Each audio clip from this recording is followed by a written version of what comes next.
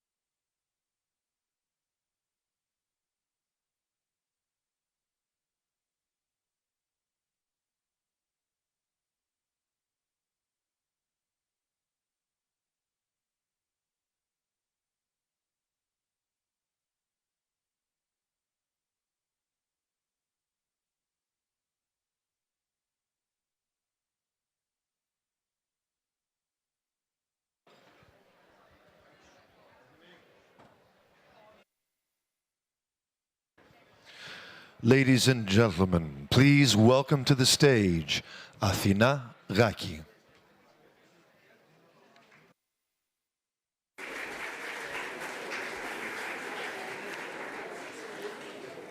Good afternoon.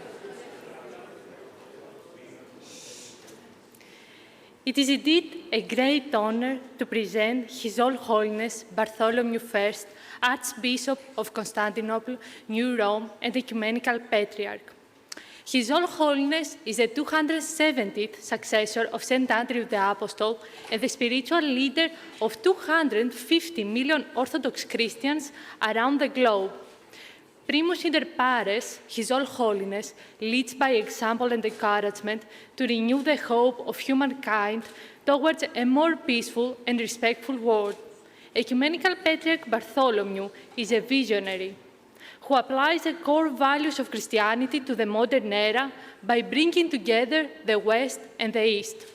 An apostle of love and peace who promotes religious freedom and human rights.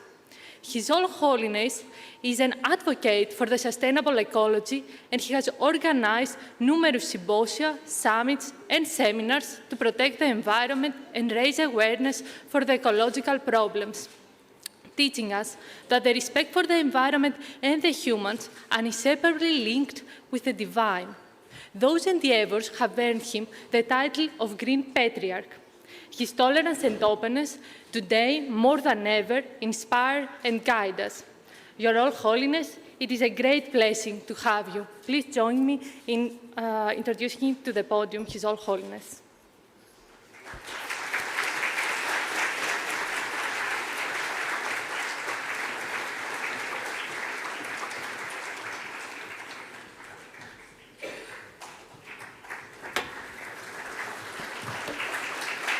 Good afternoon, everybody. Your Eminences, Excellencies, ladies and gentlemen. The 21st century began as the century of migrants and refugees. Endless caravans, a widespread flood of children, men and women seeking protection and security. Victims of violence, poverty, famine, and climate change, forced to leave their homes by wars and armed conflicts. According to the last annual report of the United Nations High Commissioner for Refugees, the number of migrants and displaced persons on our planet is more than 65 million of our fellow human beings.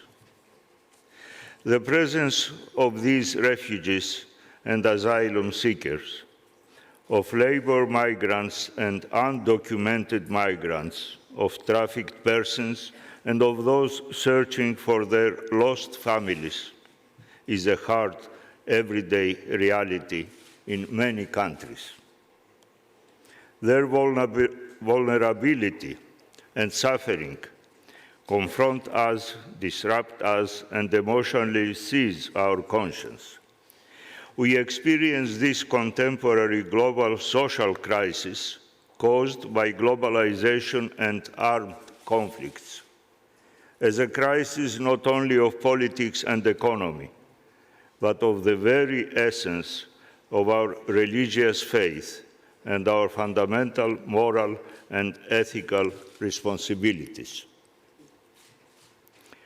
For Christian churches, the migration and refugee crisis challenges our central biblical and ecclesial principles. Hospitality for the foreigner is at the core of the life and the pastoral mission of the Church.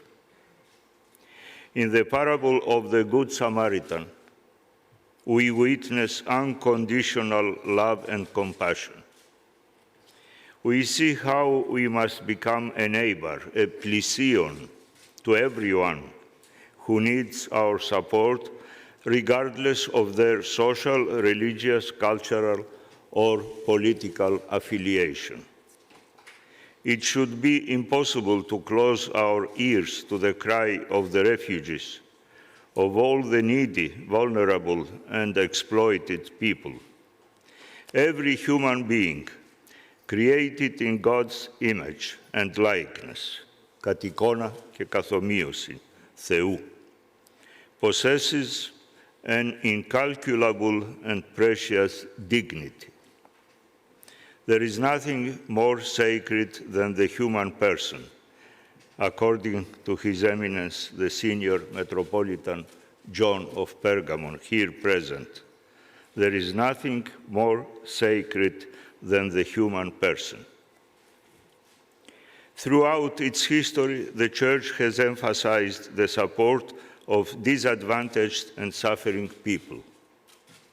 This culture of support has been called one of the permanent contributions of Christianity to the history of human civilization. Churches have ever been prophetic on burning issues of injustice and violence, protecting the oppressed and fostering a culture of solidarity. Defending the dignity of refugees and migrants is nothing less than the Church fulfilling its mission of diaconia in the world. The Orthodox Church clearly expressed this spirit in the encyclical of the Holy and Great Council, Crete, June 2016, which addressed the main challenges for humanity today. Referring to the problem of migration and refugees, the encyclical states, "The contemporary and ever-intensifying refugee and migrant crisis due to political, economic, and environmental causes is at the center of the world's attention. The Orthodox Church has always treated and continues to treat those who are persecuted, in danger, and in need on the basis of the Lord's words. I was hungry and you gave me to eat. I was thirsty and you gave me to drink, and was a stranger and you took me in. I was naked and you clothed me. I was sick and you visited me. in prison, and you came to me.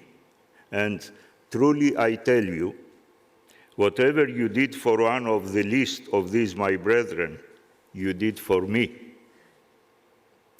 Throughout its history, the Church was always on the side of the weary and heavy laden, με τους σκοπιώντας και πεφορτισμένους.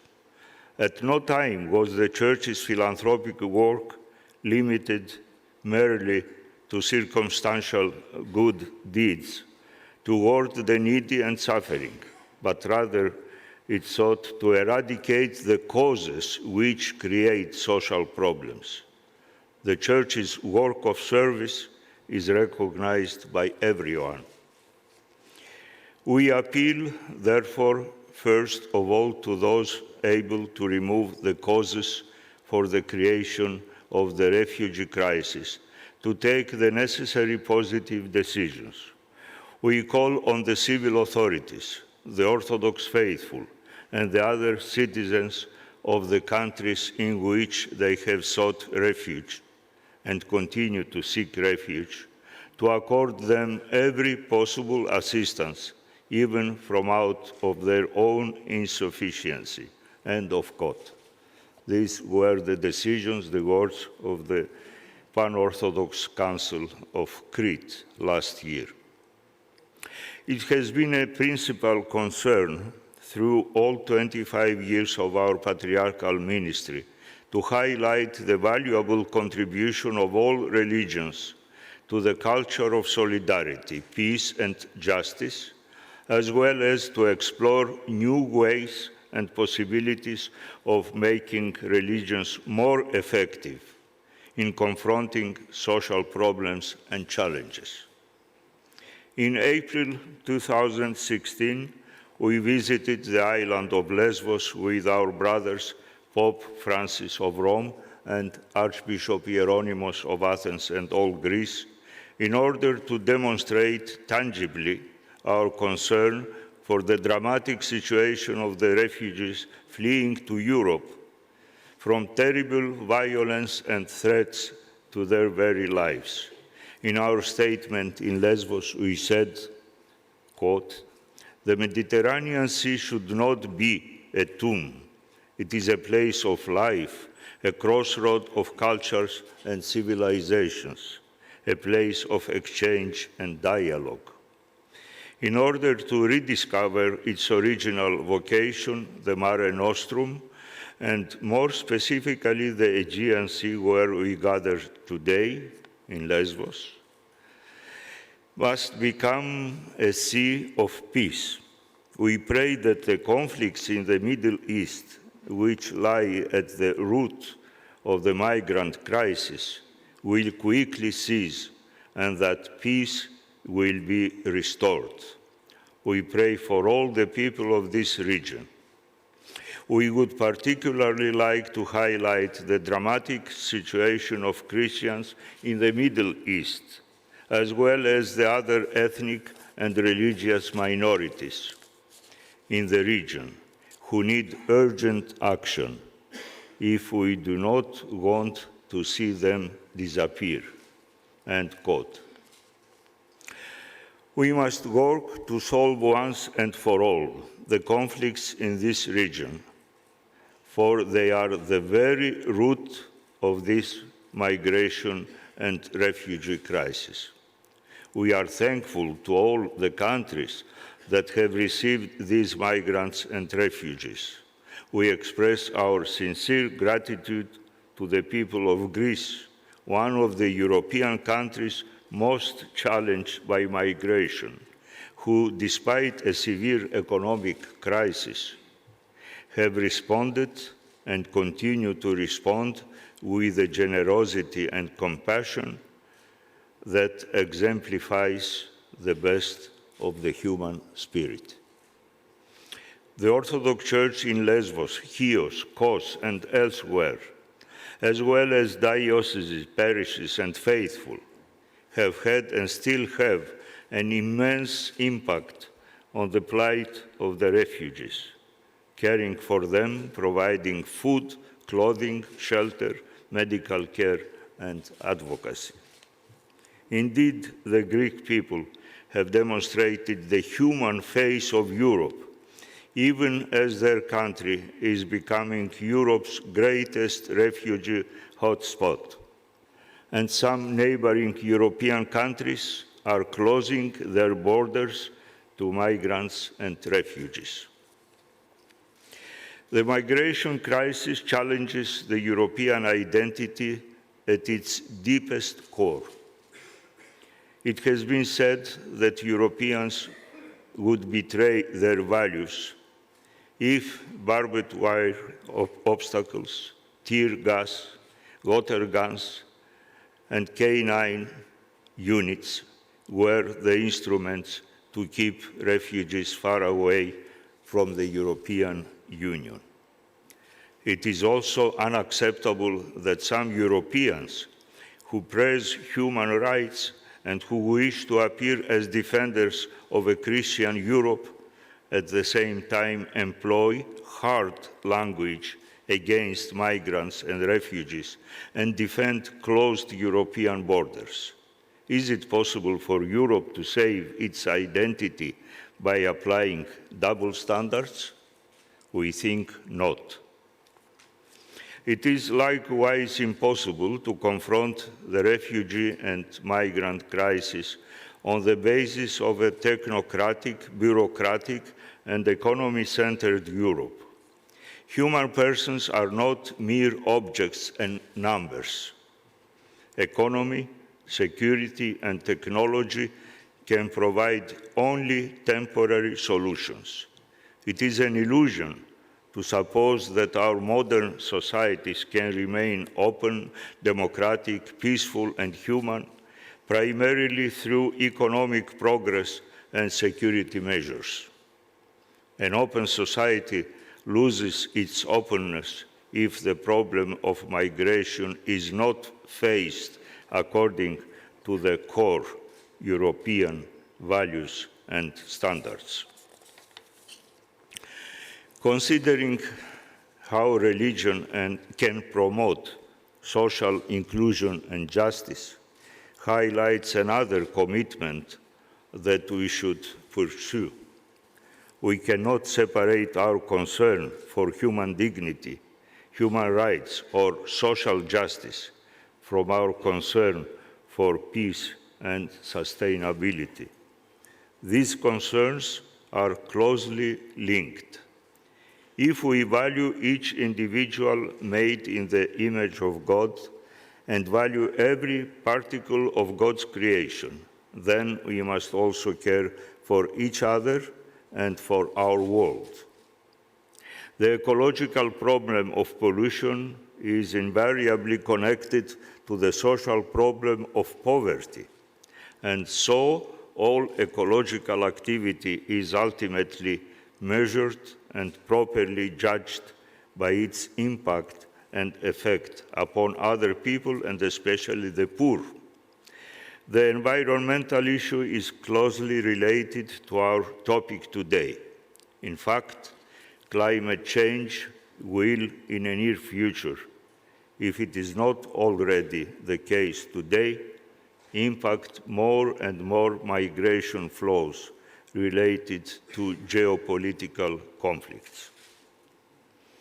In terms of our concerns for human beings and the protection of environment, Christianity and humanitarian movements come together and go hand in hand. The necessary solution can be found in the eminent tradition of human rights and Christian spirituality. The core of human rights is the protection of human dignity. This is the basis not only of political and individual rights, but also of social, cultural, and the third generation of human rights, that is, community rights. These are the cornerstones of European identity.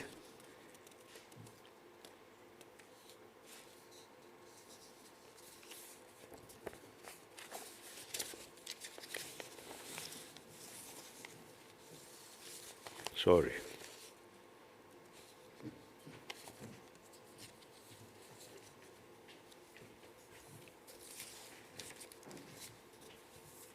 Yes. Furthermore, it is our conviction that human rights cannot be properly understood apart from their religious roots. Even if the modern movement for human rights initially opposed Christian churches, and the churches saw in it a deviation from core Christian principles, a totally secularized Europe would be a post-Europe.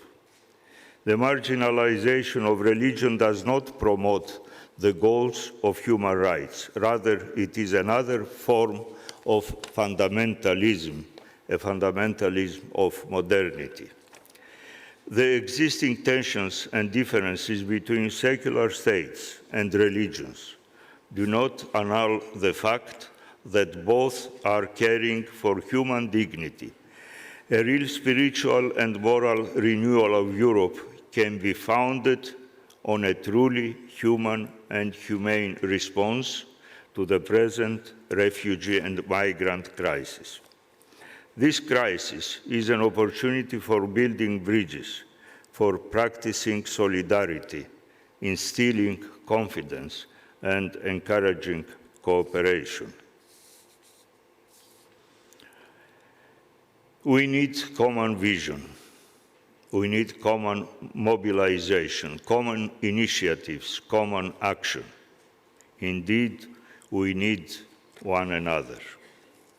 We need men and women of peace, governments and NGOs, religions and humanitarian movements. All must work together. Every institution, every single person of goodwill, as well as the younger generation who have their own specific responsibility, have to contribute to the protection of vulnerable people, to promote hope. The migration crisis is not only a problem for Europe, it is a matter for the whole of humankind. Social problems touch the bodies and souls of human beings, their freedom and dignity, the sacredness of the human person. In this sense, the struggle against violence is indivisible from our efforts for the protection of the refugees and our struggle against racism, oppression, exploitation, and exclusion. Let us transform the threat of otherness into the opportunity to foster a culture of solidarity and inclusion. Secular states and governments should see religious faith as an ally. Religion plays a pivotal role, not only in personal life, but is a major social force. Faith inspires. It inspires the struggle against the powers of inhumanity. Faith is a source of spiritual strength and of a permanent awareness and engagement against the threats to human dignity. True faith encourages us to continue our efforts for a just world, even when the difficulties, the impasses, and our human condition discourage us from trying.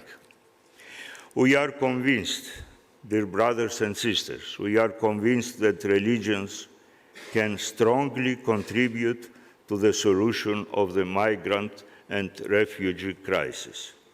They can promote peaceful coexistence. They can empower the spirit of solidarity against division and polarization. They support the struggle against injustice and the unceasing task of the protection of human dignity. They can and should support all initiatives in the political sphere that serve freedom and justice. Consequently, the place of religions facing the immense migration crisis is not on the sidelines. The world expects the common witness of people of faith. It is our duty to promote interreligious dialogue. Communication and openness liberate religions from introversion. The mutual trust between religions is a force supporting universal peace.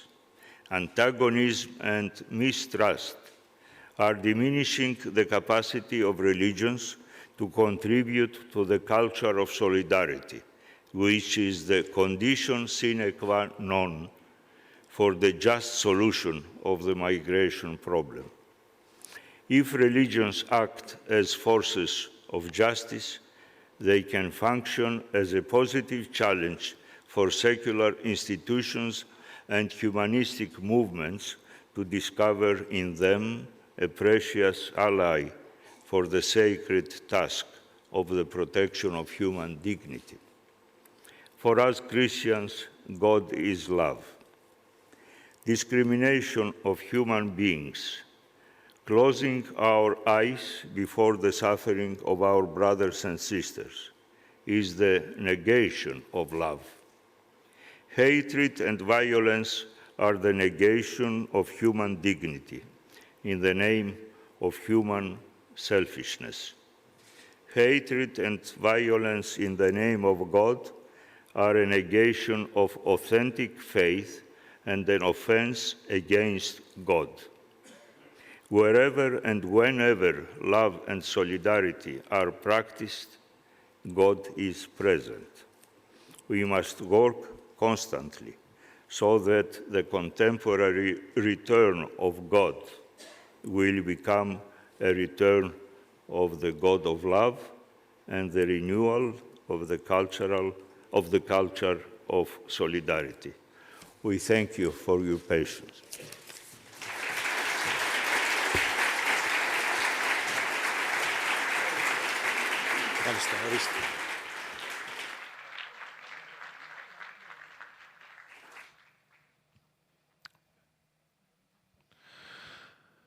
Ladies and gentlemen, please welcome to the stage CEO, Fiora Group, founder and president of the Radcliffe Foundation, Frank Giustra, and head of social responsibility at the Libra Group, Jimmy Athanasopoulos.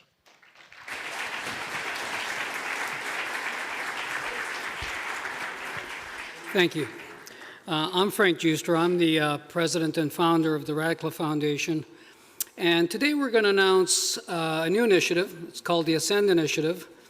And it's an initiative that is designed to assist neglected people like refugees, other asylum seekers, and even Greeks that have been hit very hard by the current economic crisis.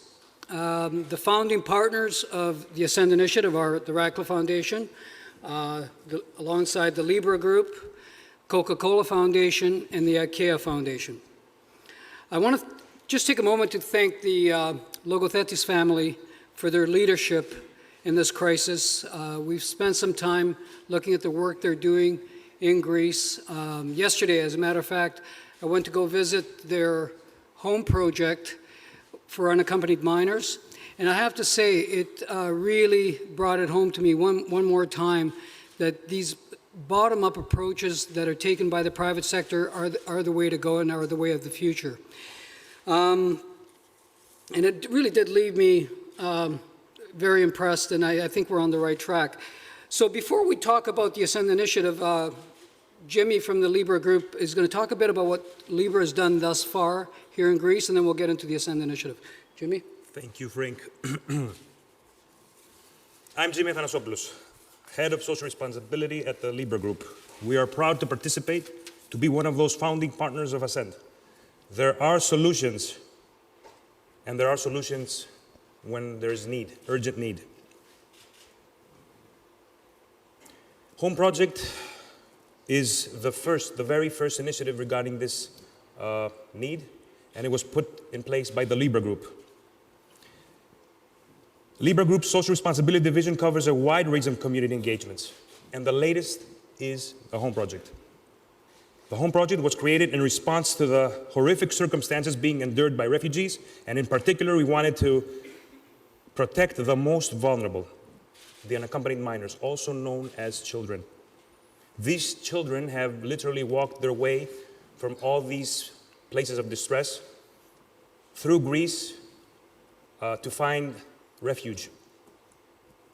If these words do not fully convey the extent of need and urgency, let's talk numbers. 170,000. This is the number of lone refugee children sought asylum in the EU in 2016. A 500% increase since 2011, 40%. More than 40% of refugees in Greece are children. 6,700, more than 6,700 of these children are in real danger and at risk of violence, sexual abuse, exploitation, and organ trafficking. 1,100. There are more than 1,100 lone children in Greece that are still without a home when there are thousands of abandoned buildings due to the economic crisis. Within a few weeks of creating the Home Project, we have erected 5 shelters. Over 100 children have already been accommodated, and this is only the beginning. We need to continue to help. The Home Project does not stop here. The project's initial focus is to provide a holistic range of services covering critical needs such as food, shelter, material and medical provision, but also social, legal, and mental health support. Second, it aims to create jobs for Greeks as well for the refugees. Third, Home Project aims to create value for the local economy. There are thousands of abandoned buildings all over Greece in relatively good condition. Utilizing these properties adds value to the real estate assets while paying rent and alleviating the owners from property tax, ENFIA. A perfect win-win. Please watch this short video to see yourself those we aim to help.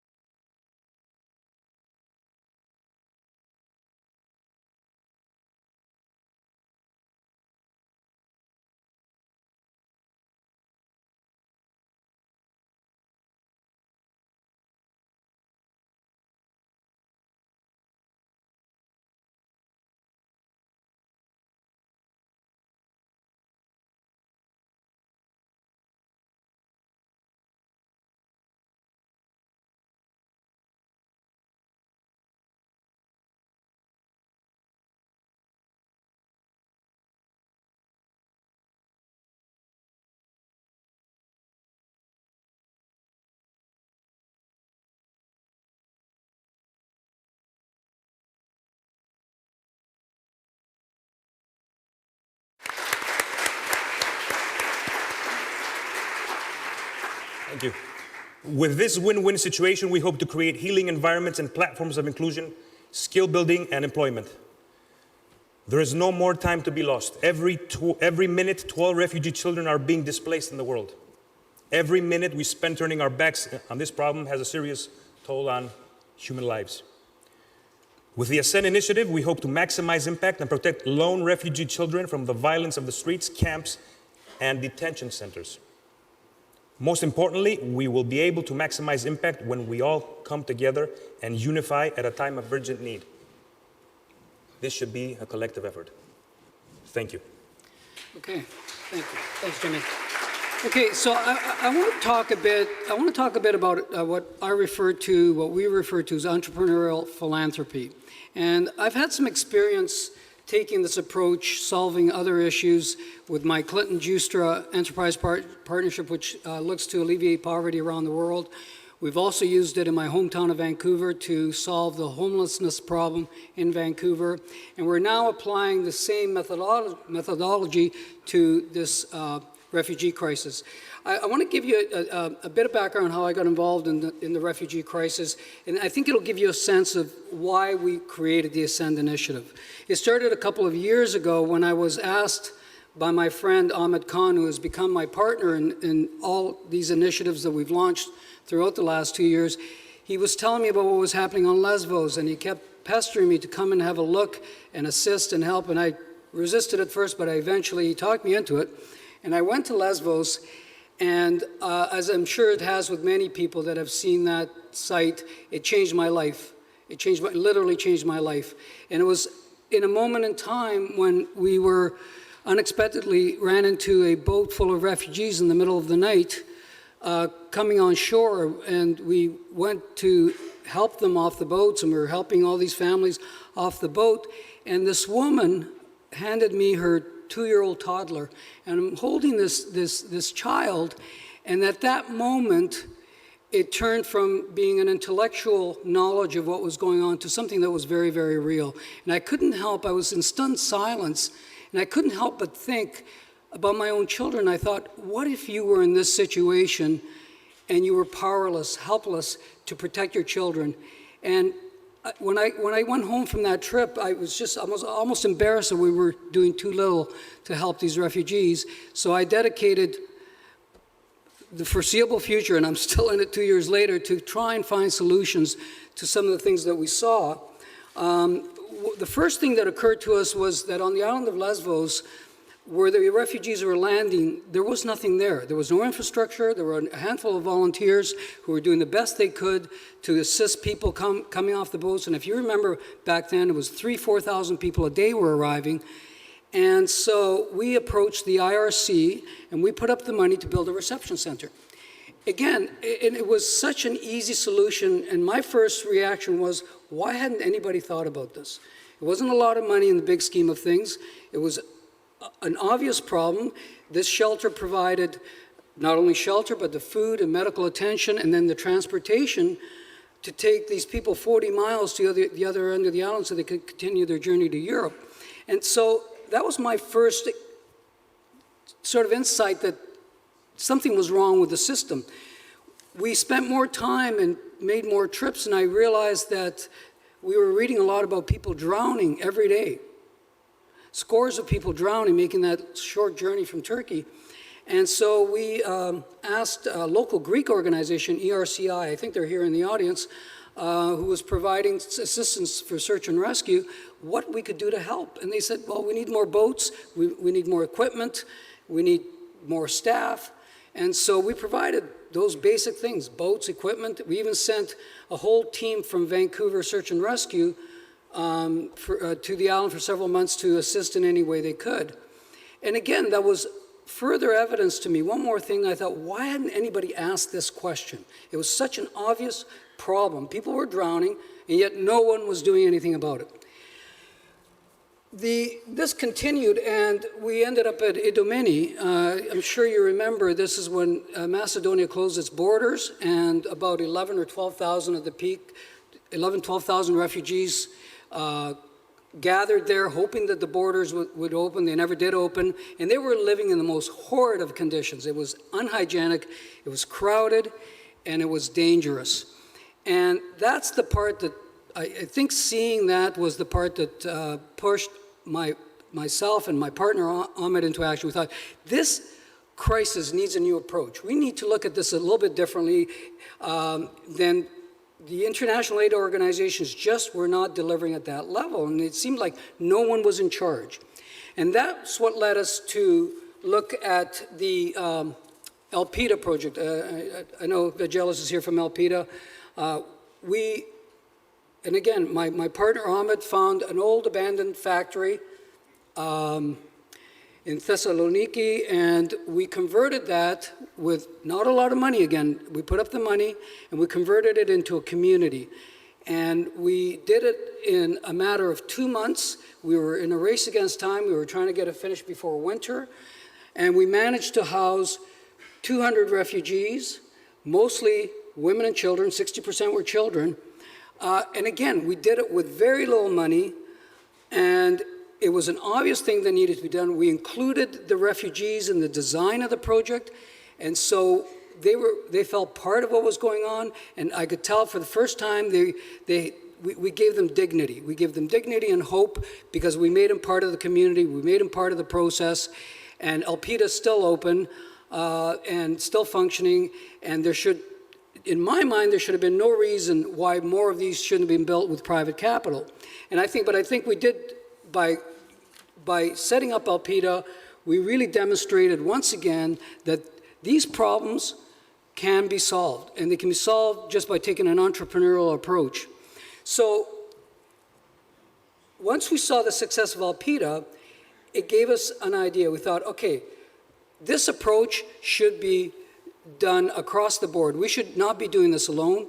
We should create a group of private sector people, companies, to come together and address all of these issues using this entrepreneurial approach. And that's how Ascend was born. And Ascend is really just a number. I mentioned the founding partners. There are many other partners that have joined: Airbnb, Western Union, Open Society Foundation, Libra, obviously, NextFab. Those are the current ones, and Microsoft, I'm sorry. And that's just the beginning. And I'm sure there's, even in this audience, there are people that might want to join this effort. I think we're going to address 3 areas that we feel are being neglected and that should be addressed in this entrepreneurial approach. And I'll think, Jim, you should go through those 3 areas. I just want to make a point here. Just to make this clear, the Home Project wasn't created to take over or hijack the wonderful work other NPOs and NGOs are doing on the ground. HP, the Home Project, was put together to support the unaccompanied minors, these children. So this way, we will create measurable and tangible impact. And ultimately, even the host communities will benefit out of this. So, kitchen at Elpida. The first priority is safe, humane living space. It's a basic human need. Elpida and Libra's Home Project have proven that secure, humane accommodation, so easy to take for granted when you have it, causes a huge transformation in people's lives. School education is key here. So the second priority is community programming.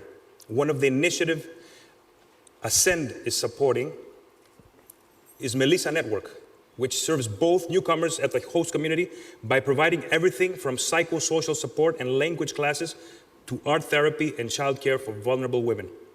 It offers valuable education, provides opportunities for recreation, and promotes social cohesion.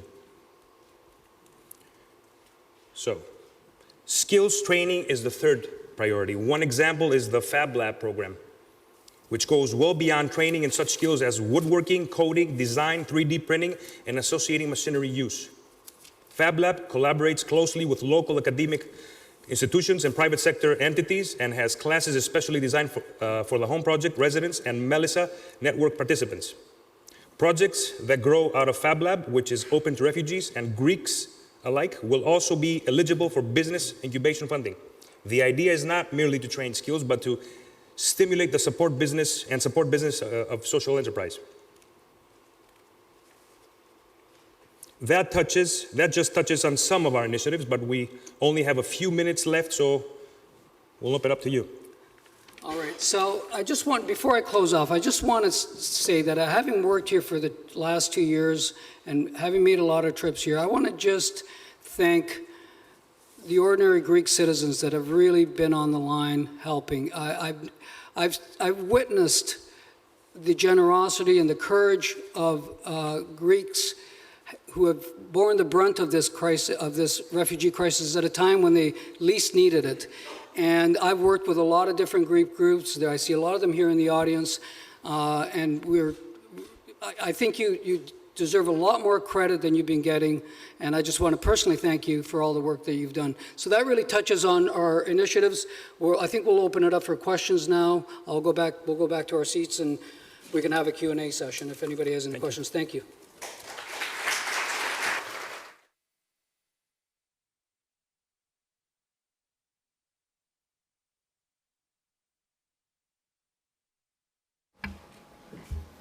Good afternoon. My name is Jay Kim, and I'm the Chief Philanthropy Officer at the Radcliffe Foundation.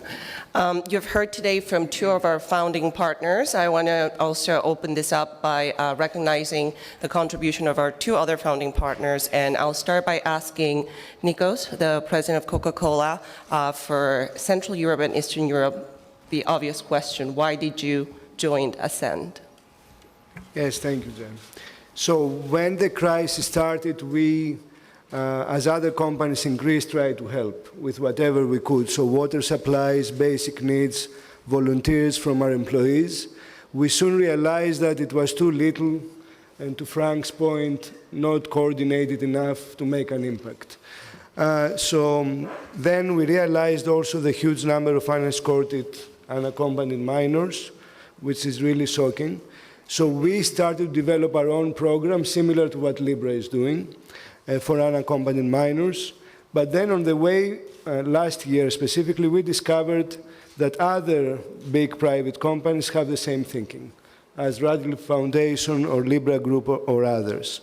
So we decided the best for all of us is to partner and create much more impact by being together.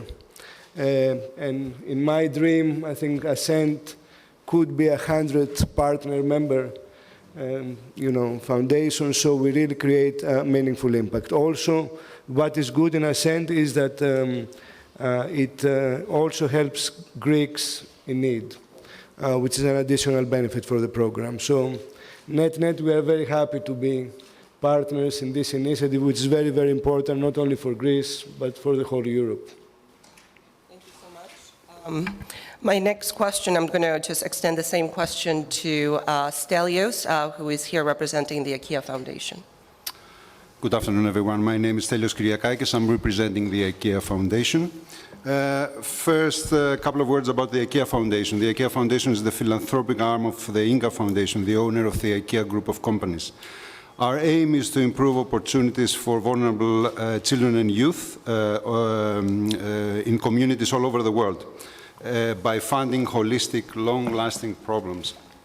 We believe that all children should have the right to a safe place they can call home, and this is why we are co-founding the Ascend initiative.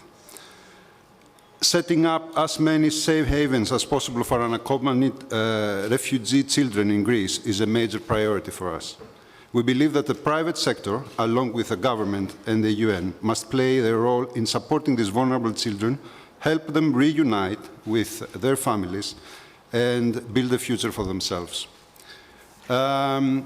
Seeing is believing. Yesterday, we met the great teams at the Fab Lab, Melissa, and the Home Project, and that actually put a seal on our commitment on the Ascend initiative.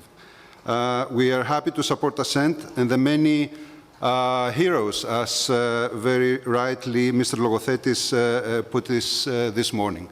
Thank you very much. Ευχαριστώ πολύ.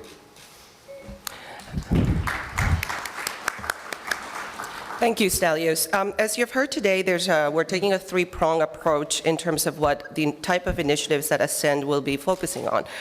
We spoke about shelter, and just to highlight the value, the contribution that the private sector can make on issues, social issues such as the refugee crisis, I want to turn to Cameron from Airbnb, who can share with us a very exciting initiative that you're launching as of 4:01 p.m. today, right?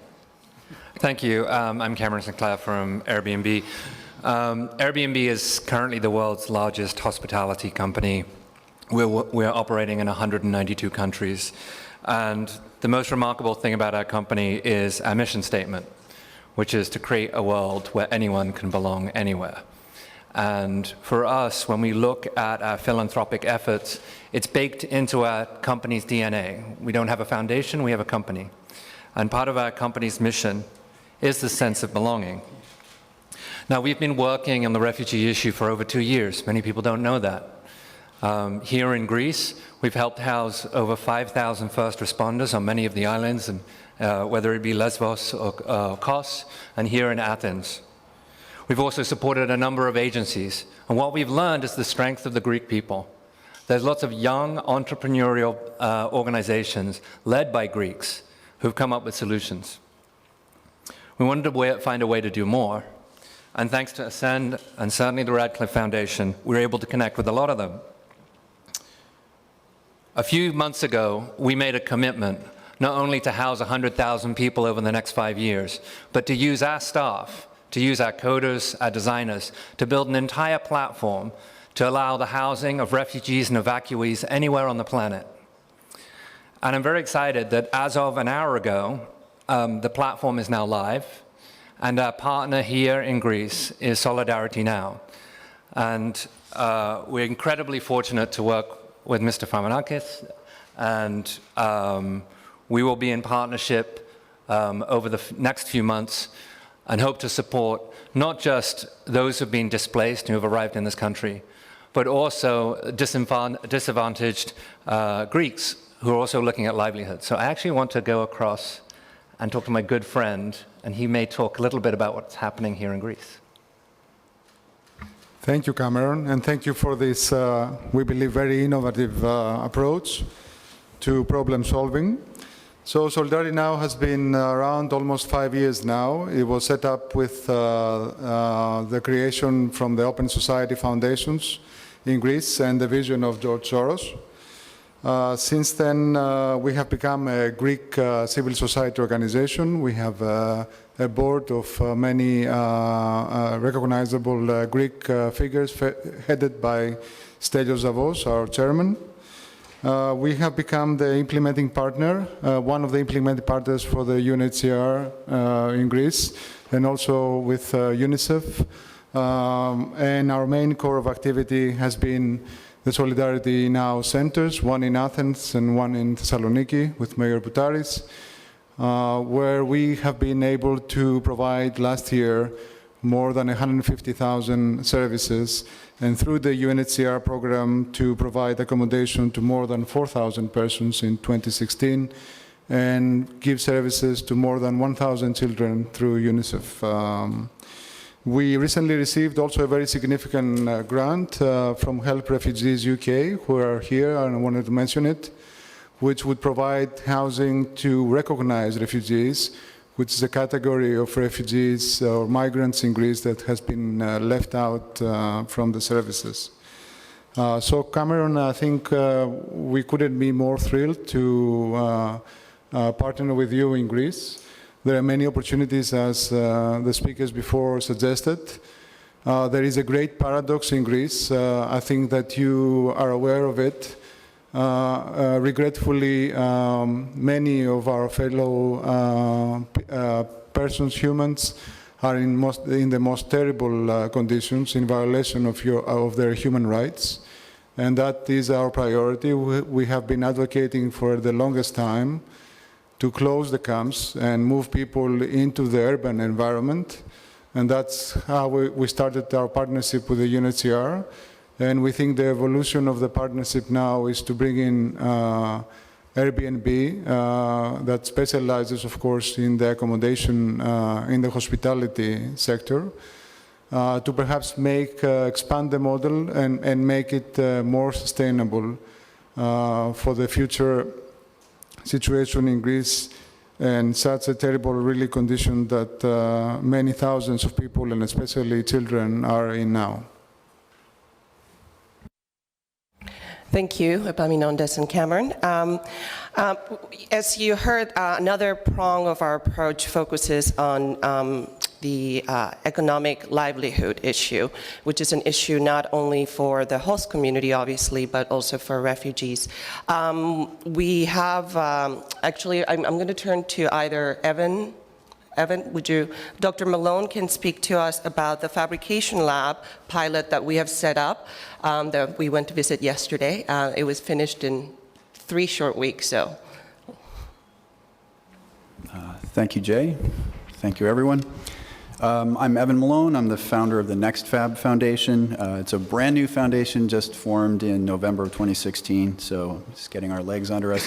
But we've had a fantastic success already with this project that's just happened here in Athens. The Fab Lab that we're implementing here is an application of a Fab Lab model that's more broadly used across the world for teaching people about new technologies that are used for making physical products. So computer-controlled devices like 3D printers or laser cutters. They're fairly straightforward to teach people how to use, and they actually are very versatile in terms of the types of products that they can be applied to. So fundamentally, they really empower creativity, and they enable people to come up with solutions to problems that might otherwise take a much larger commitment of resources to solve. So we're here to apply this Fab Lab model for the first, I think, time to humanitarian and economic development efforts in support of refugees as well as the Greek population. So what we've done is in downtown Athens, we've converted a house around 200 square meters into a set of shops that have these particular types of tools that also have office spaces and places for learning. It's a very welcoming space. And we look forward to launching programs with partners, and thanks to Ascend, to bring refugees as well as Greeks into the space, teach them about these tools, help them turn their ideas into products, and hopefully launch new businesses around those products that provide economic activity for the Greek economy, but also employment opportunity for both Greeks, refugees, and migrant workers. Thank you very much. And I think we're out of time. That's what it means when it goes black. So I think that we need to close it at this point, right? Okay, well, thank you very much. And if you have any questions, please feel free to approach any of us that were speaking about this initiative. Thank you very much.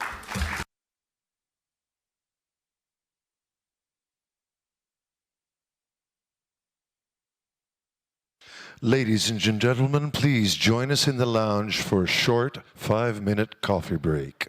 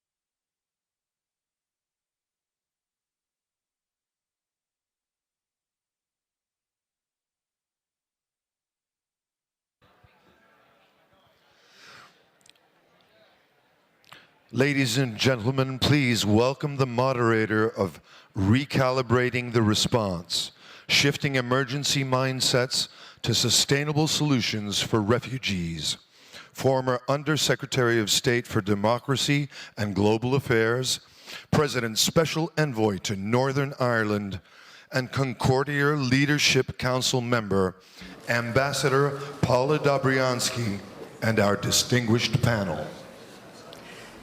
Well, good afternoon, everyone, and welcome. I have to say that I have been really drawn in by all of the panel discussions that we have had here at this summit. But I think that this one is going to be, in my view, maybe one of the most penetrating, one of the most urgent and necessary ones, and one which Concordia always focuses on recommendations, solutions to problems, and that's what we're going to be focusing on this afternoon in particular. I want to say also that I was very struck this morning when we discussed the political economy and of the European Union, and then no less the discussion that was put forth by Frank and Jimmy and the launch of the Ascend initiative, which focused on the very innovative private sector initiative of Ascend initiative, that clearly this underscored how this issue is just front and center and in the minds of many, of how we can go forward and deal with the very tragic issue of refugees and really the mass migration that came in particular into Europe. I also want to take a moment. We're here in Greece. Greece as a country has been on the front lines of this. There have been a number, but Greece has been on the front lines. And this conference tries to integrate the work of the government at the federal and the local level, of non-governmental organizations, and also the business community. I want to take a moment, if I may, and if we can, just commend Greece for really the efforts that it has undertaken. I'm going to say to you, I knew as Undersecretary, refugee work is difficult. It was in my line. It's not perfect, but we appreciate the work that Greece has done. I want to give Greece applause for that. Please join me.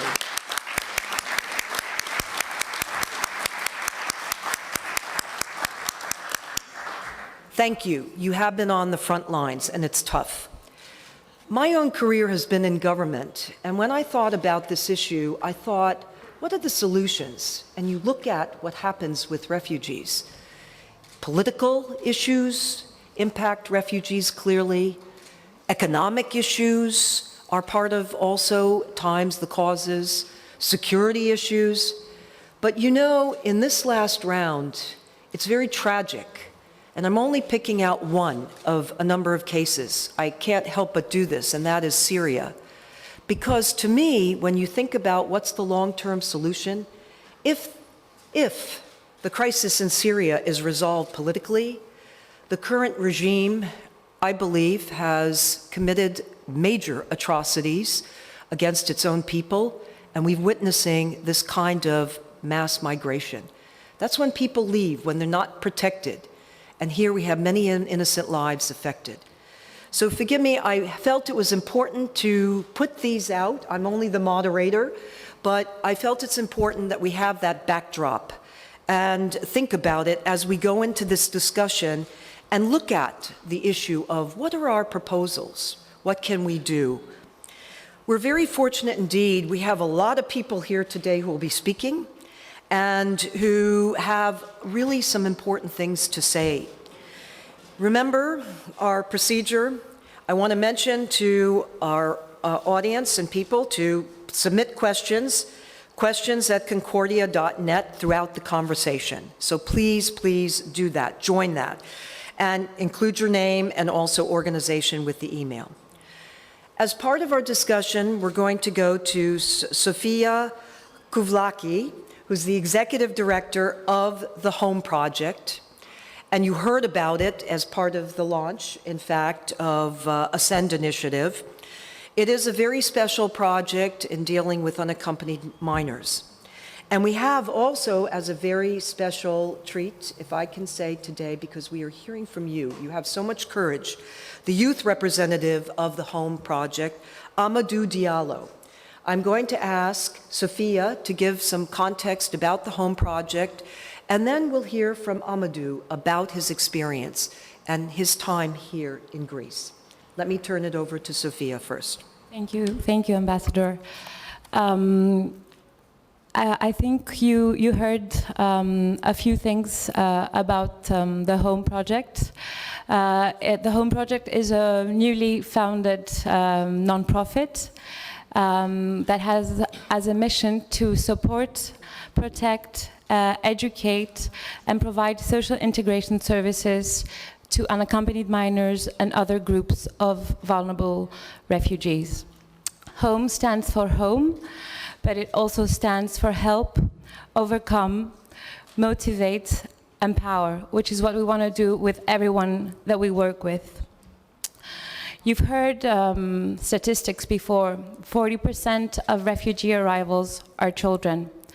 Of those, we don't know exactly how many, and this is part of the problem, are thousands of children who travel and arrive in Greece, in Europe, all alone. Traveling alone and unprotected, they're exposed to all sorts of dangers, from child abuse to organ trafficking and sexual exploitation.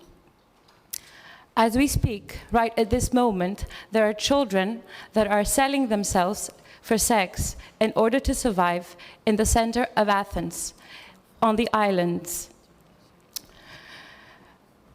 You've heard statistics before, and people, especially around this table, know the issues really, really well. We know that we're dealing with the biggest demographic change since the Second World War, and we know that we have thousands of children traveling all alone. What has happened after the closure of the borders in Greece is that children are trapped here, and all the relevant accommodation units are in full capacity. So at the moment, we have more than 1,200 children in urgent need of refuge, in urgent need of protection. I would like to ask you to pause for a few seconds and ask ourselves, what is a child refugee?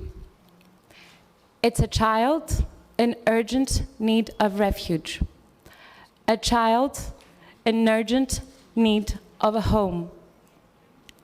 At the Home Project, we don't work with migrants. We don't work with refugees. We work with children. Children that have been marginalized to the point of invisibility. So at the Home Project, we not only provide for them a safe home, we give them a voice. We make them feel visible and validated.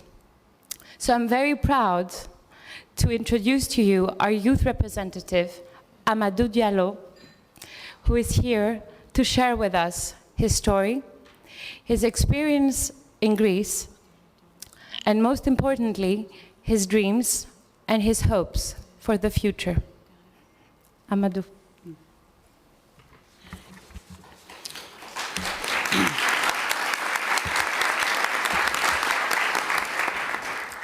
Bonsoir, mesdames, mesdemoiselles et messieurs.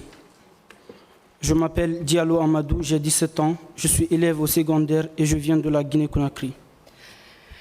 I'm going to be translating for Amadou. Good evening, ladies and gentlemen. My name is Amadou Diallo. I'm 17 years old and I come from Guinea. Si vous me voyez bien devant vous cet après-midi, c'est pour représenter l'ensemble des jeunes mineurs de Home Project, filles et garçons. I'm here tonight as a representative of all the Home Project youth and children, boys and girls. Je vais aussi vous parler dans un second temps de moi en témoignant l'importance de Home Project dans mon aventure au nom de tous les enfants qui vivent sous les abris de cette organisation bienfaisance.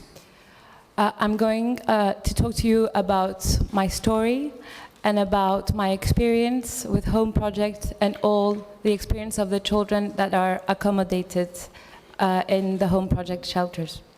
Et ensuite, vous parlez de mes ambitions dans le futur, qui sont pour moi des rêves que j'aimerais bien réaliser, mesdames et messieurs. And I'm then going to talk to you about my ambitions and the dreams that are very important for me and my future. Mais avant de continuer, j'aimerais remercier toutes ces personnes qui ont répondu à cet événement ce soir, car cela prouve votre bonne volonté d'accompagner des Home Project dans son combat, qui est de protéger beaucoup plus de mineurs. But before I continue, I would like to thank you all for giving me this opportunity and for supporting the Home Project to help more minors find a home. Parce qu'il est important que vous sachiez, il reste encore plusieurs jeunes mineurs sans abri, ni famille et sans protection qui vivent dans les rues. It is important that you know that there are many more minors without a home that are living in the streets without protection and in need of support. Et ces enfants sont ceux qui ont décidé de quitter leur pays suite à des discriminations, des traitements de viol et aussi de guerre. And these are children that had to leave home to escape war, discrimination, and abuse. Tout en espérant une vie pleine de sécurité et d'espoir en Europe. In the hope of finding a life of security in Europe. Car pour moi et pour tous ces enfants, partir c'est aussi résister. Because for me and all these other children, to leave my country was to resist. Et c'est pourquoi je suis là pour m'exprimer au nom de tous les mineurs de Home Project et aussi au nom de tous les enfants sans abri qui ne sont pas entendus par le monde entier. And that's why I'm here tonight to represent the youth of the Home Project, but also all of the minors without a home that are not heard by the world. En présentant leur triste sort ou situation en espérant changer notre destin, parce qu'il est difficile de vivre et réussir ses ambitions quand on reste loin de sa famille, de son pays et aussi de ses amis. I'm going to present the sad face and situation of those who suffer because it is hard to live away from our family and our country. Et moi que vous voyez devant vous ce soir, And if you see me here tonight, je sais combien de fois cela est dur, I know how many times that was difficult parce que j'en fais partie de ceux qui ont souffert. because I'm a part of those who have suffered. Parce qu'au passé, j'ai tristement perdu mes parents, Because in the past, I lost my parents, j'ai subi des traitements de violence, I was abused, de discrimination ethnique I was discriminated based on my nationality, et aussi menacé d'être brûlé vivant. and I was threatened to be burned alive. Et c'est pour ces raisons que j'étais obligé de quitter mon pays en passant par différents d'autres pays. And that's why I was forced to leave my country, and I passed through other countries on the road. De mon pays jusqu'à Athènes, From my country to Athens, j'ai traversé des difficultés inimaginables dont j'ai surmonté par miracle. I encountered many difficulties that I managed to overcome because of miracles. Mais du jour où j'ai rencontré toute l'équipe de Home Project, But the day I met the team of the Home Project, ma vie a complètement changé et je me sens aujourd'hui comme le plus chanceux au monde. my life has changed, and I feel today as the luckiest person in the world. C'est vrai que je n'ai pas toutes ces personnes et c'est vrai que je n'ai pas tous les moyens et l'argent qu'il me faut pour réussir. It's true that I don't have all the money and the resources to succeed, Mais sachez que j'ai toutes les personnes qu'il me faut à mes côtés pour réussir. but I want you to know that I have all the people I need to succeed. Pour vous parler de mes ambitions, mesdames et messieurs, Regarding my ambitions, quand je serai grand, when I grow up, ce serait de soutenir et d'accompagner à mon tour des enfants pauvres, sans parents et sans abri. I would like to support the children without parents and without a home. C'est donc pour cette raison que je tiens fermement à poursuivre mes études jusqu'à l'université, That's why I would really like to go to university, dans les meilleures conditions pour pouvoir accomplir cette ambition que je me suis promise. in order to be able to attain my goals.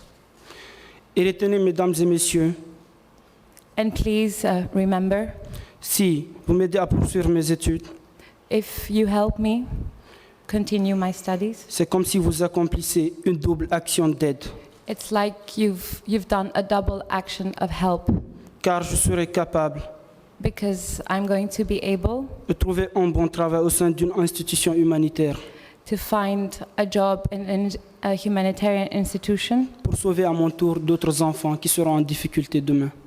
to be able to save more children in difficulty. Pour finir, To conclude, je vais remercier toutes ces personnes présentes ici qui m'ont donné l'opportunité et l'occasion de m'exprimer librement. I would like to thank you all for giving me a chance to express myself and to talk freely. Et merci pour l'aide. And thank you for the help.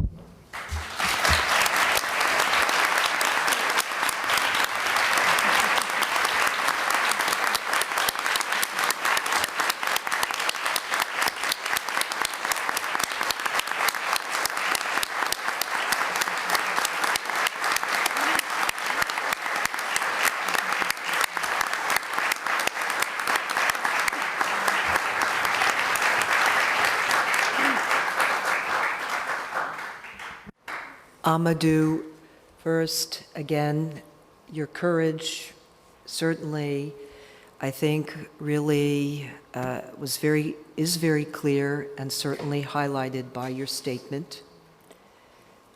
And I also think that we have a proposal before us. I'm looking at Matthew Swift, and that is the very noble goal that you have of the pursuit of your education. And I know that Concordia looks at very specifically those kinds of initiatives that have impact. And your goal, as you stated, is not only for the continuation of your education, but the setting up of a kind of organization that can help others. And I have no doubt that others will be inspired by you, and you can do really a lot of good. So thank you for that, and thank you for that proposal.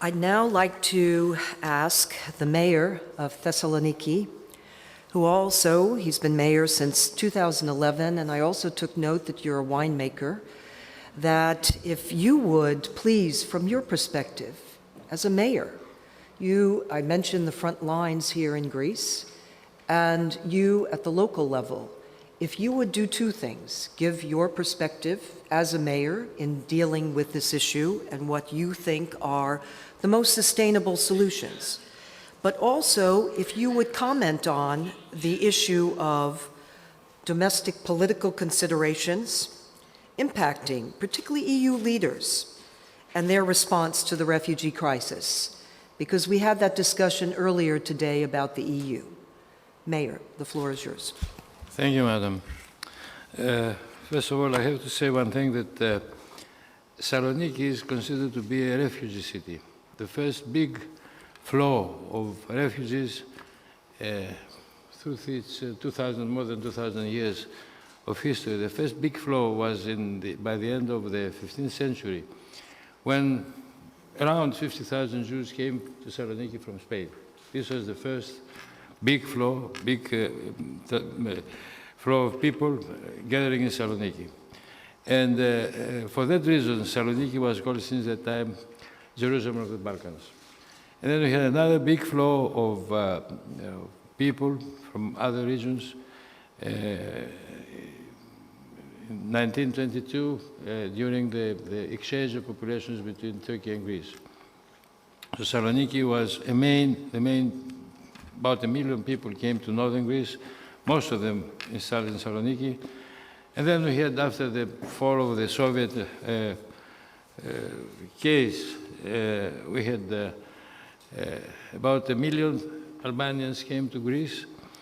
Now we have in Thessaloniki more than 70,000 Albanians who have been easily integrated in the community, in the city.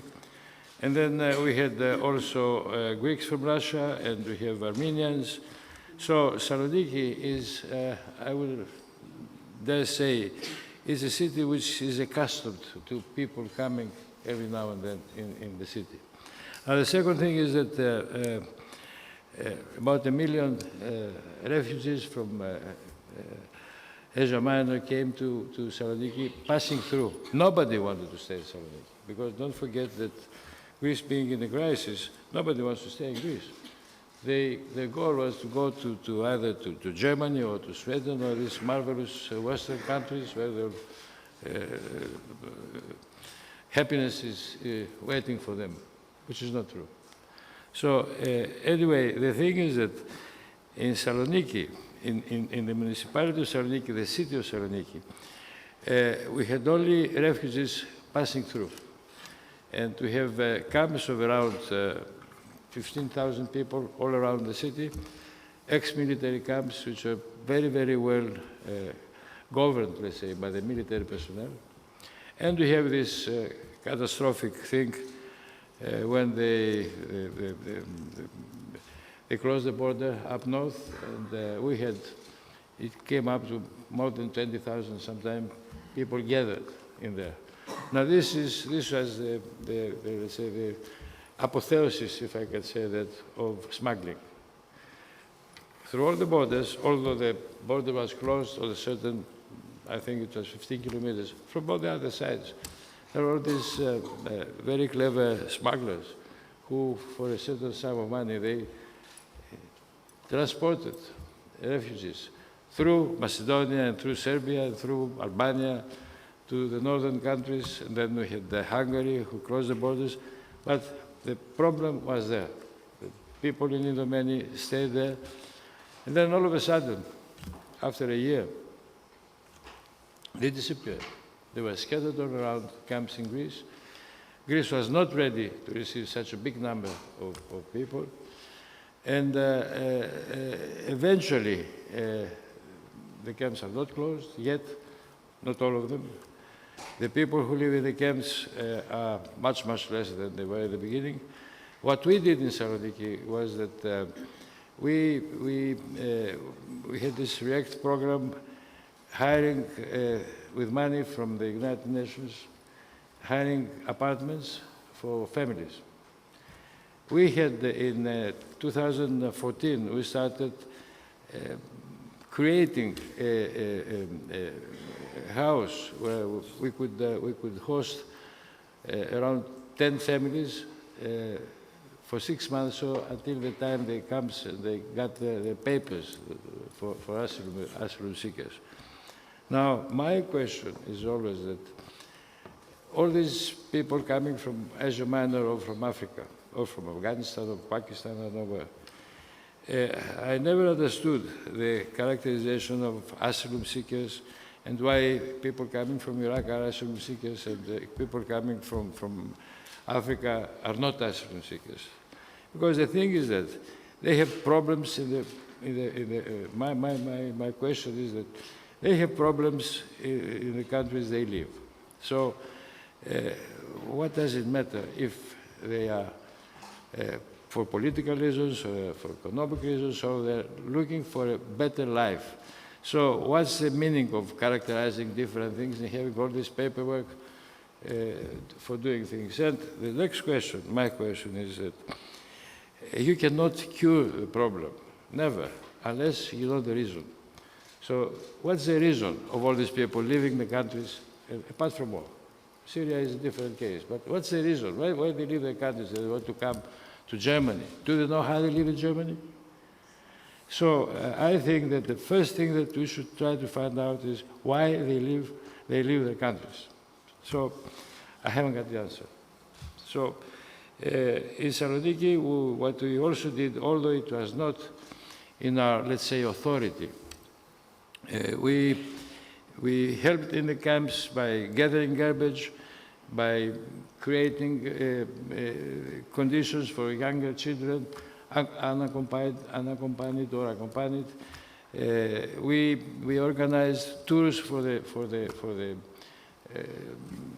inhabitants of the camps all around the city to see, and we try to give them the feeling that you can easily stay here. Why do you want to leave? You came here, we would like to show them our city and see, and say to them, stay here. Now, the problems are, okay, we gave them shelter, we gave them food, we gave them clothes. What do they do all day long? What do they do all day long? They stroll around doing nothing, and this is not good. And the problem in Greece is that we got more than 1 million. The estimation is in between 1 million and 1,500,000 unemployed people. And all these unemployed people, they seek for work. And when they see that we take good care of these refugees, they get angry. And this is one reason they start reacting a little bit aggressively. But eventually, we overcome that. The problem is with all these refugees. I know that the quotas of the European Union is that they're going to stay, we're going to host around 50 to 60,000 refugees in Greece. Okay. What do we do them? What do we do with them? We have opened in our schools afternoon lessons for these children. And they mingle also with Greek children going to the schools. They play.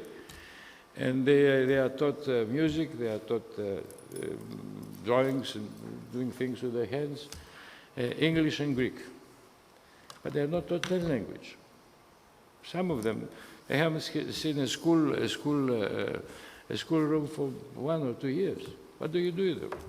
I see with the ladies, all the people who are taking care of the kindergartens and things like that, the behavior of the children, the refugee children, is totally different, because they have been they've been through terror, they've been through nightmares, so they behave differently.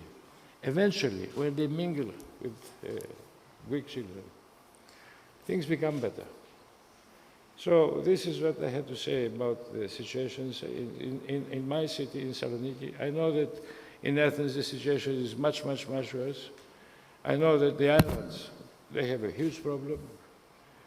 I never understood why, for example, Chios, we have the mayor of Chios here, why the refugees coming from Turkey to the islands, they stay there. They should immediately be brought to inland. I hear that this is the agreement with Turkey, that they must stay there. I never understood why, because they have bad conditions. The local societies suffer much, much more, because it's not an equilibrium between the population. I mean, if you get more refugees in an island than the inhabitants of the island, then you got a problem. What do they do? What they do all day? Yeah? So I don't think that for the time being I have to say more things.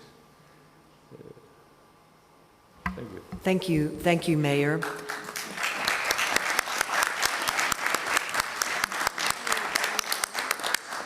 We will also be hearing shortly from 2 other mayors who are here at the table, the mayor of Chios and also the mayor of Lesvos, and we'll get their perspective. And so thank you for that.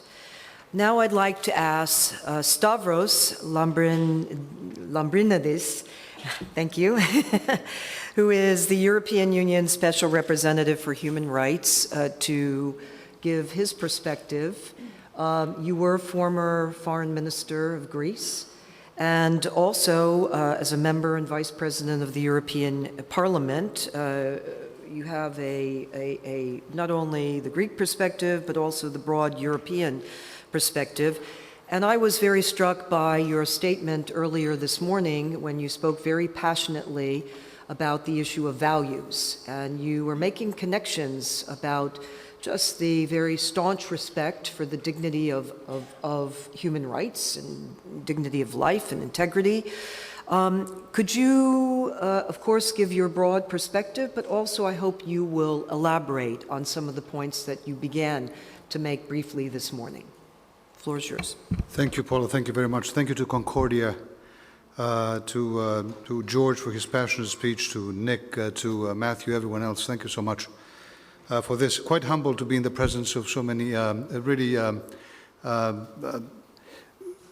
insightful, visionary mayors. And Yanis is a friend, but also one of them. And George Kaminis, another, and Mayor of Hughes. Also very nice to meet you here as well. The ecumenical patriarch said, really placed the emphasis on human dignity. He mentioned it a number of times. And this is precisely the kind of value upon which legal obligations have been created. They're called human rights obligations. We created them around the world some decades ago.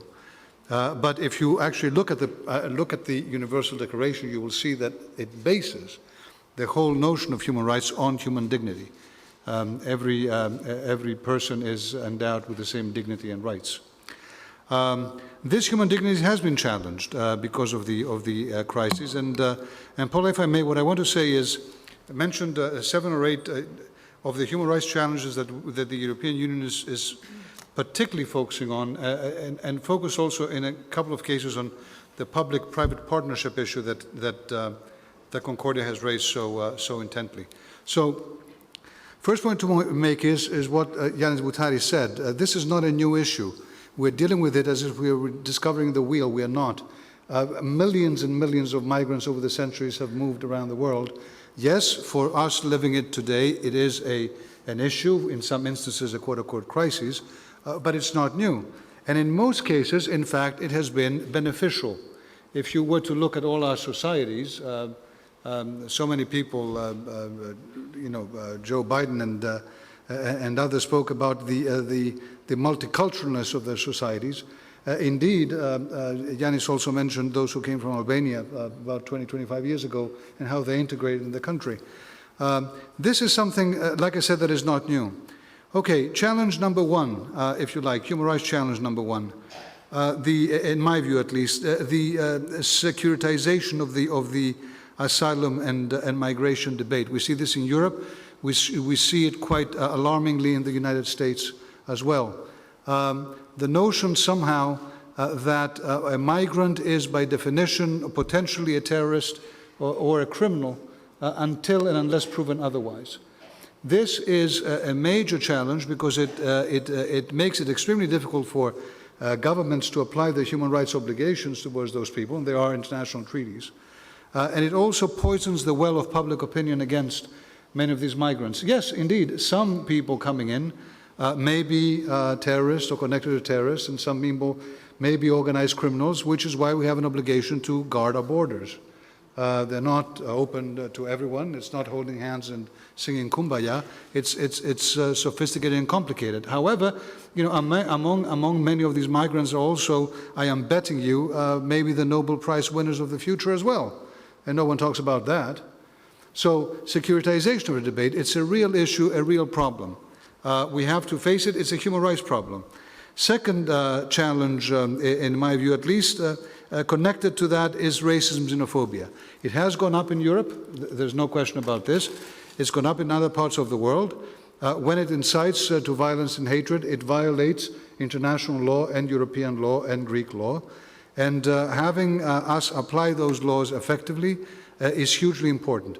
At the same time, again, as the mayor of Thessaloniki mentioned, there has to be an important distinction made between pure racism that has been fought and the insecurities that, an open globalization that many people feel has not actually given them a fair share of the deal and create anxieties, including through unemployment, has to deal with. So, not easy. You said you've handled it somehow. It would be interesting to hear more about your experience.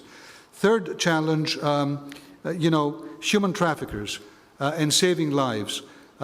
Europe has saved more than 70,000 people in the Mediterranean Sea in the past 3 years. This is a major priority. It is something that is usually not underlined when we're talking about Europe's challenges with migration. But the fact is that those people are not in danger of dying because somehow Europe is putting them in boats and drowning them. They're in danger of drowning because human traffickers are actually, through major networks, taking them around and putting them in terribly precarious situations.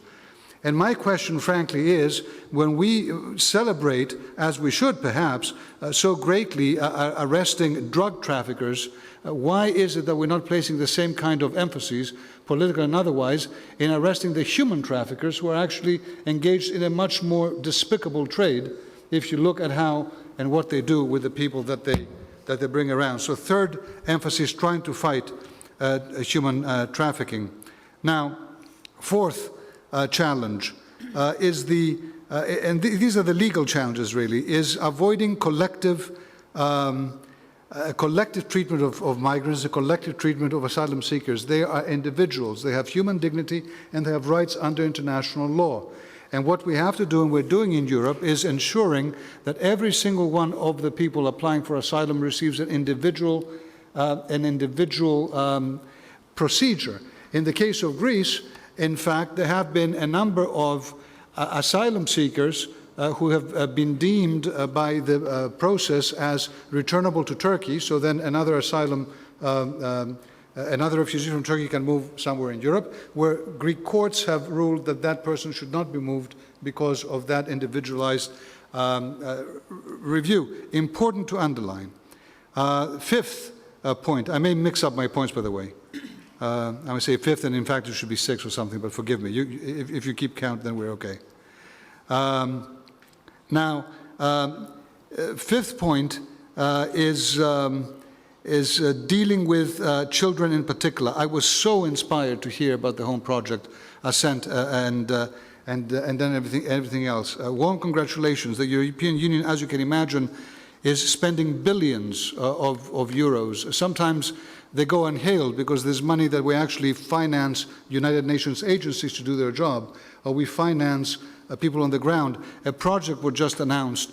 More than 500 million euros is being spent today in Turkey to educate tens of thousands of refugee children in those camps so that they actually do have a future. This is not, wishful thinking. This is happening because the European Union is making it happen. And I hope effectively, honestly, because I'm not there, and sometimes you hear about money being thrown around, and you realize in the end of the day that maybe the effect is not that great. I hope that those monitoring are making it great. Sixth point, let's not forget many of these people coming here get stuck in countries in the middle, in transit countries. In fact, one of the most important things we've understood the past few years is that if you look at asylum seekers transiting, they are not temporary. The average life of an asylum seeker in another country is about 10 years today, if not more. So simply focusing on humanitarian aid to deal with those people is important, but misses the point of having people in place that will be there for a very long time. And they will not simply need a blanket or some food, they will need to build a life. Yes, to return eventually, one hopes, to the countries from which they came, but you cannot just put them in a gray zone forever. So that's when, again, we're coming in with a major emphasis on combining development aid and humanitarian aid. Boy, is it 7 now or something? But okay. Look, we have an obligation in Europe to do it, in my view, better than we are today. We're doing it, but not as good as we should. Is this being transmitted live to the outside world? Yes. Okay. So if I lose my job, I know who to blame, right, Matthew? Okay. Now look, we have to do a much better job in actually creating legal migration channels for people to come to Europe. There are asylum seekers. There are people who actually escape the worst kind of suffering, but there are also economic migrants that in many instances Europe might need. We'll spend emphasis on the high trained people from around the world, but there's a lot more to be done.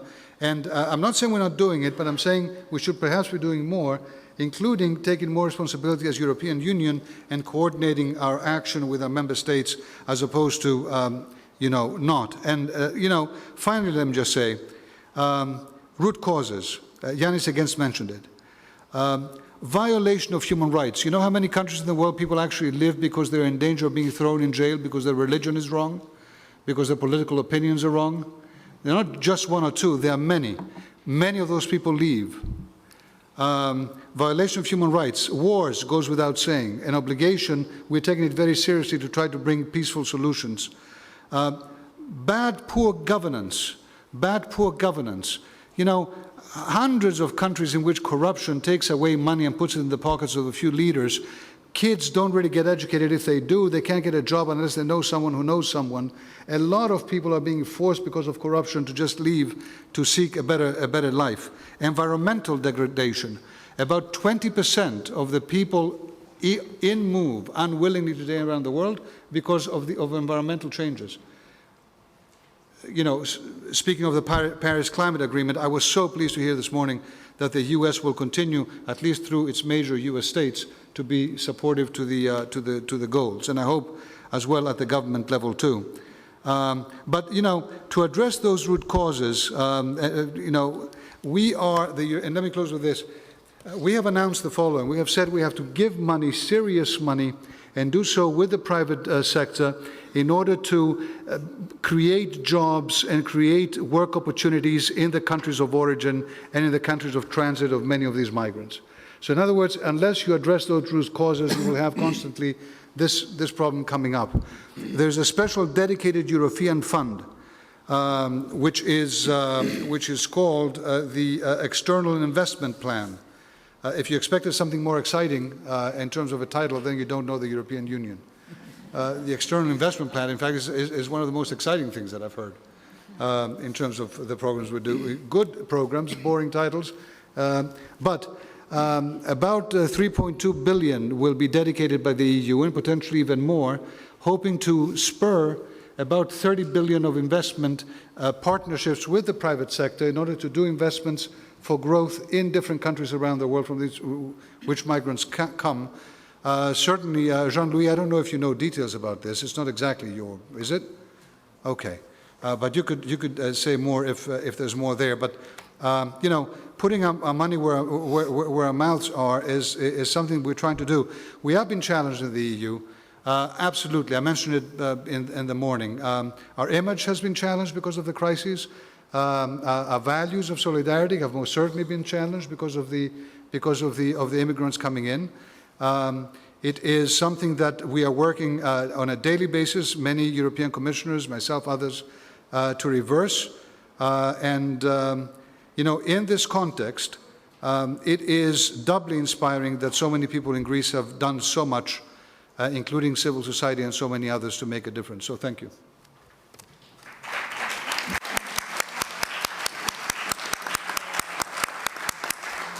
Minister, thank you very much for your comments, and I can't help but comment on the last point that you mentioned, because the mayor in his remarks focused on the importance of finding and tracking the root causes. And I do think the root causes of why an individual left one's country, either by force or by desire, is an important consideration in determining what are the best solutions, no matter what country. And you charted a number of the kinds of reasons that people, in fact, leave.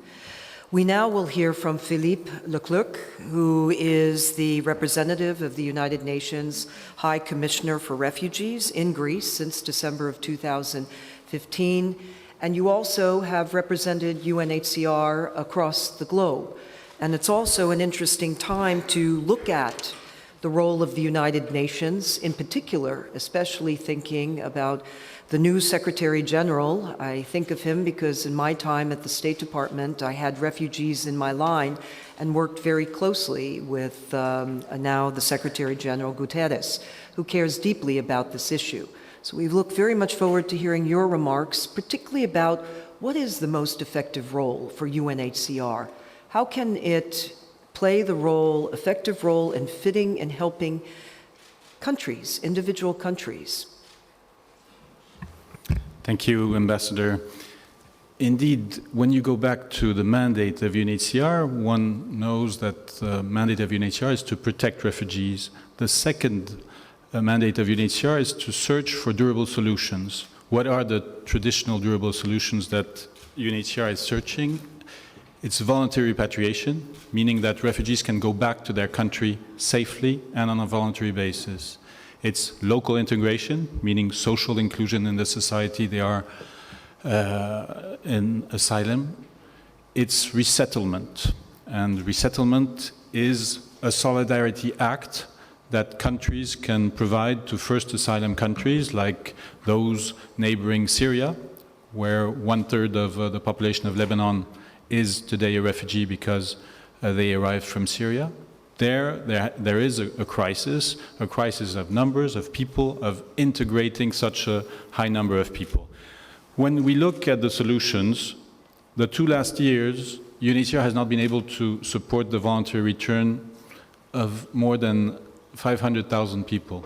This has been the lowest number of persons we have been able to securely return home. This is extraordinarily of concern. What we observe in the 10 last years is the incapacity of what is called the international community to prevent conflicts. We have seen a vast number of conflicts in Africa, in the Middle East, in Asia, and also to find durable solutions to these conflicts. And many of the persons who arrived in Greece are originating from places where the international community has been trying to find solutions for: Afghanistan, Iraq. And when I say Afghanistan, the Afghans who are coming to Greece are both people who are coming from Afghanistan as well as people who were not registered, legally integrated in Iran as well. So solutions today, there is this wishful thinking of many states to believe that the solution is coming, and camps are kept to keep people before they can return, before they can be resettled. The average lifetime 2 years ago of a camp, a refugee camp, was 17 years of life, which means that there are camps and camps. There are camps which look like villages, but most of the camps I have seen throughout my career have been camps sometimes with barbed wire, and where people who were born in the camps, and some of them have died in these camps. So camps is definitely not the right solution, and it should only be an emergency solution. A fortiori, even more, in a country like Greece, which is now receiving, according to our figures, around 46,000 persons, and not anymore 63,500.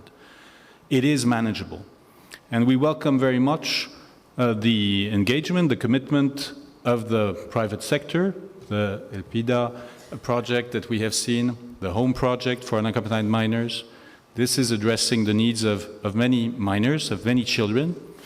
UNHCR, with the European Commission support, has been creating 1,100 of these shelters for children with national actors, with NGOs who have established their experience, like Praxis, like Nostos, like Arsis, like Solidarity Now. All of these NGOs are working today to provide shelter and support to these children. More than 800 more need places to be found, and we will actively work with the European support and with now additional actors from the private sector to quickly find solutions for unaccompanied children who should not stay in those conditions.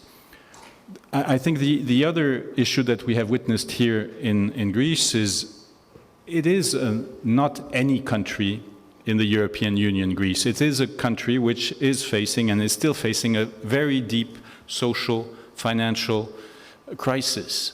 And despite that, and all of us have witnessed, we have seen the solidarity expressed and demonstrated by individuals, by also, and this is something that we should remind ourselves of, because we also look at the extremism, the populism, the building of walls, but we also have seen extraordinary solidarity from individuals in Greece, from Europeans, from internationals coming to Greece, who were the first to rescue the people on the shores, and which UNHCR was not there, for example, in August. It's High Commissioner Guterres who finally, after a lot of reflection, decided to engage at the request of Prime Minister Tsipras and the support of, and very strong support of EU member states to go in, because it is not natural for UNHCR to get into an industrialized state, an EU member state, where also the EU solidarity mechanism should work, but the situation was so grim, so difficult, and the administration capacity of the state was so limited.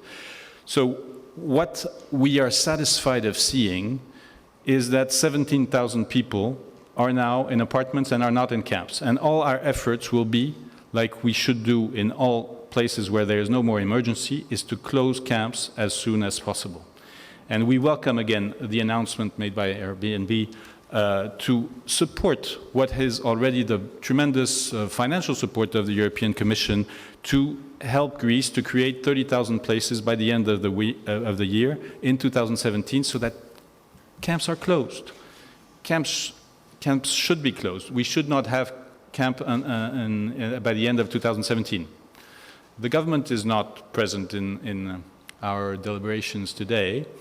We will urge and we will push the government to take all the management decisions. A lot of things have happened in Greece. Some are the results of the policies which have not been made in Greece, but more in other capitals, but that Greece had to implement, and I'm thinking of the islands. And I think on the islands, the result is not poor management, late decision, insufficient funds. It's the direct result of policies which were not ready on the 20th of March when the EU-Turkey statement was decided on the 18th of March. 2 days later, Turkey and Greece should have been ready to implement a policy where the basic basis of it were not there.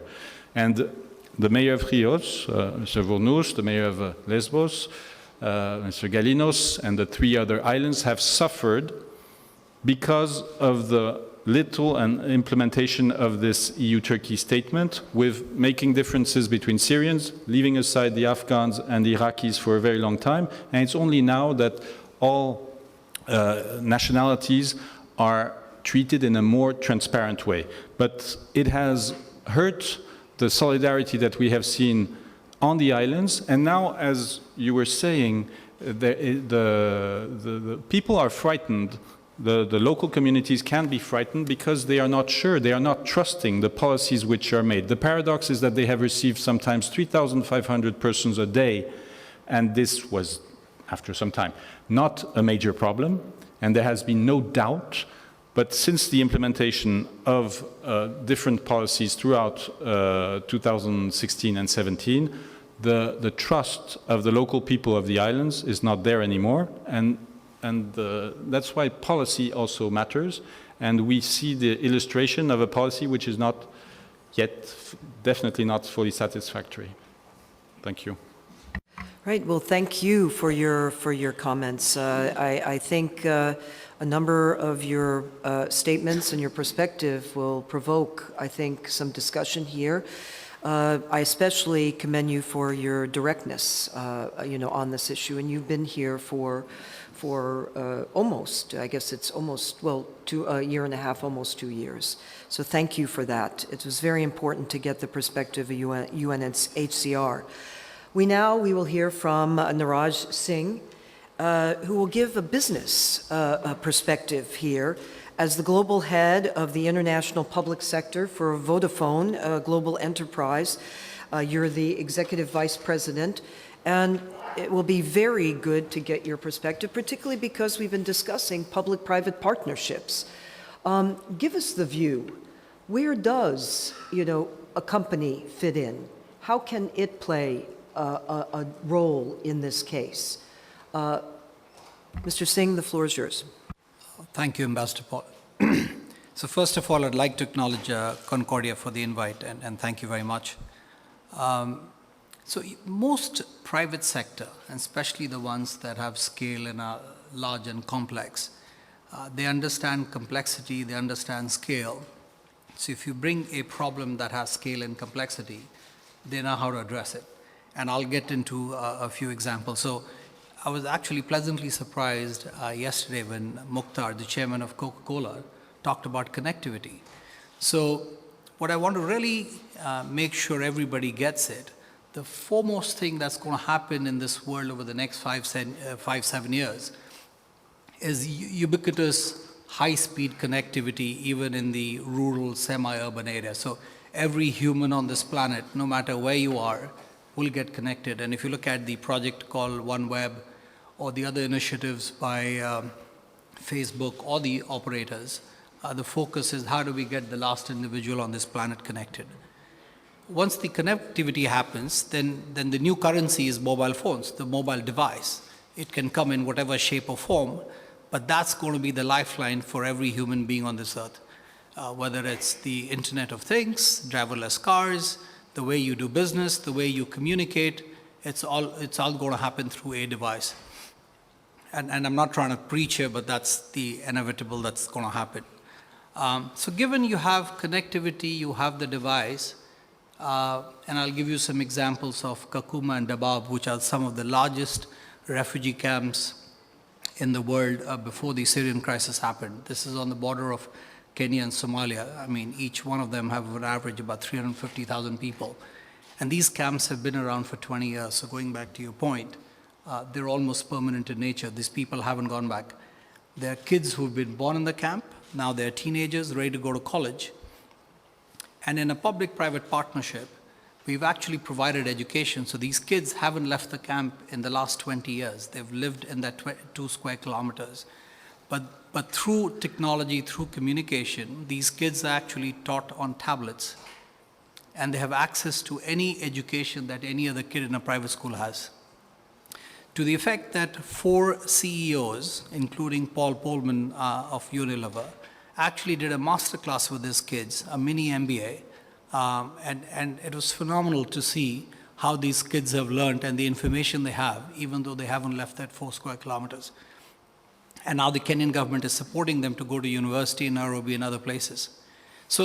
And this was a great collaboration between the private sector and UNHCR. UNHCR provided the content and the staff, and the private sector provided the technology, which included digital classroom, tablets, and so on and so forth.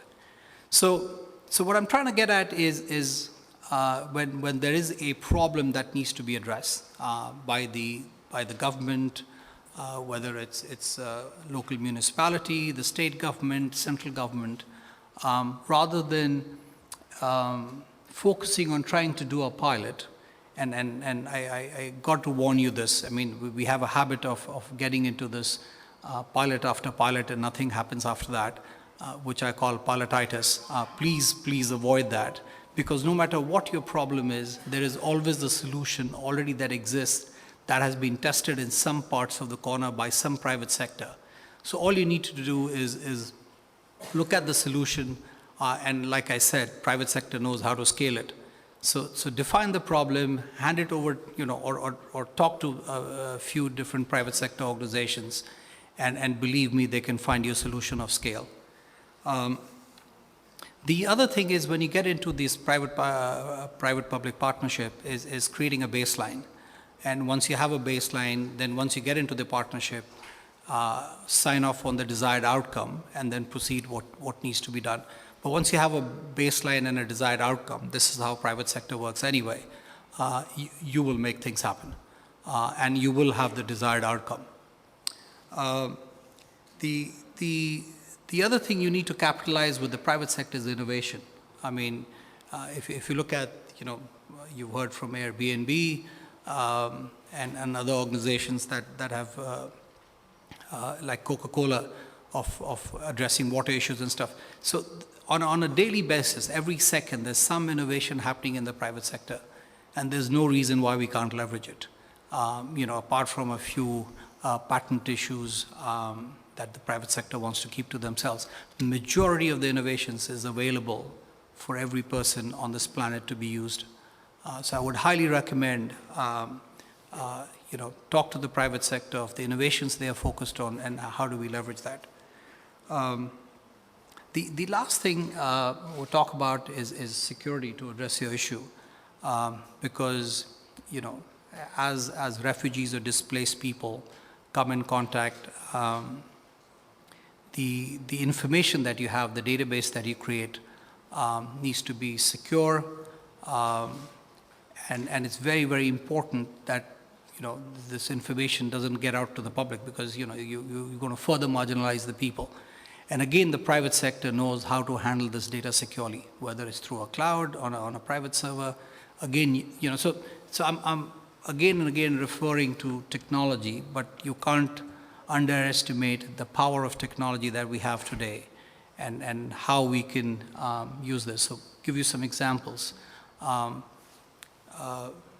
you want to make disbursement to refugees or any human being on this planet, there might not be banking infrastructure in the remote areas. But guess what? They have a mobile phone. There are private sector that have created mobile wallets or closed wallets on the phone.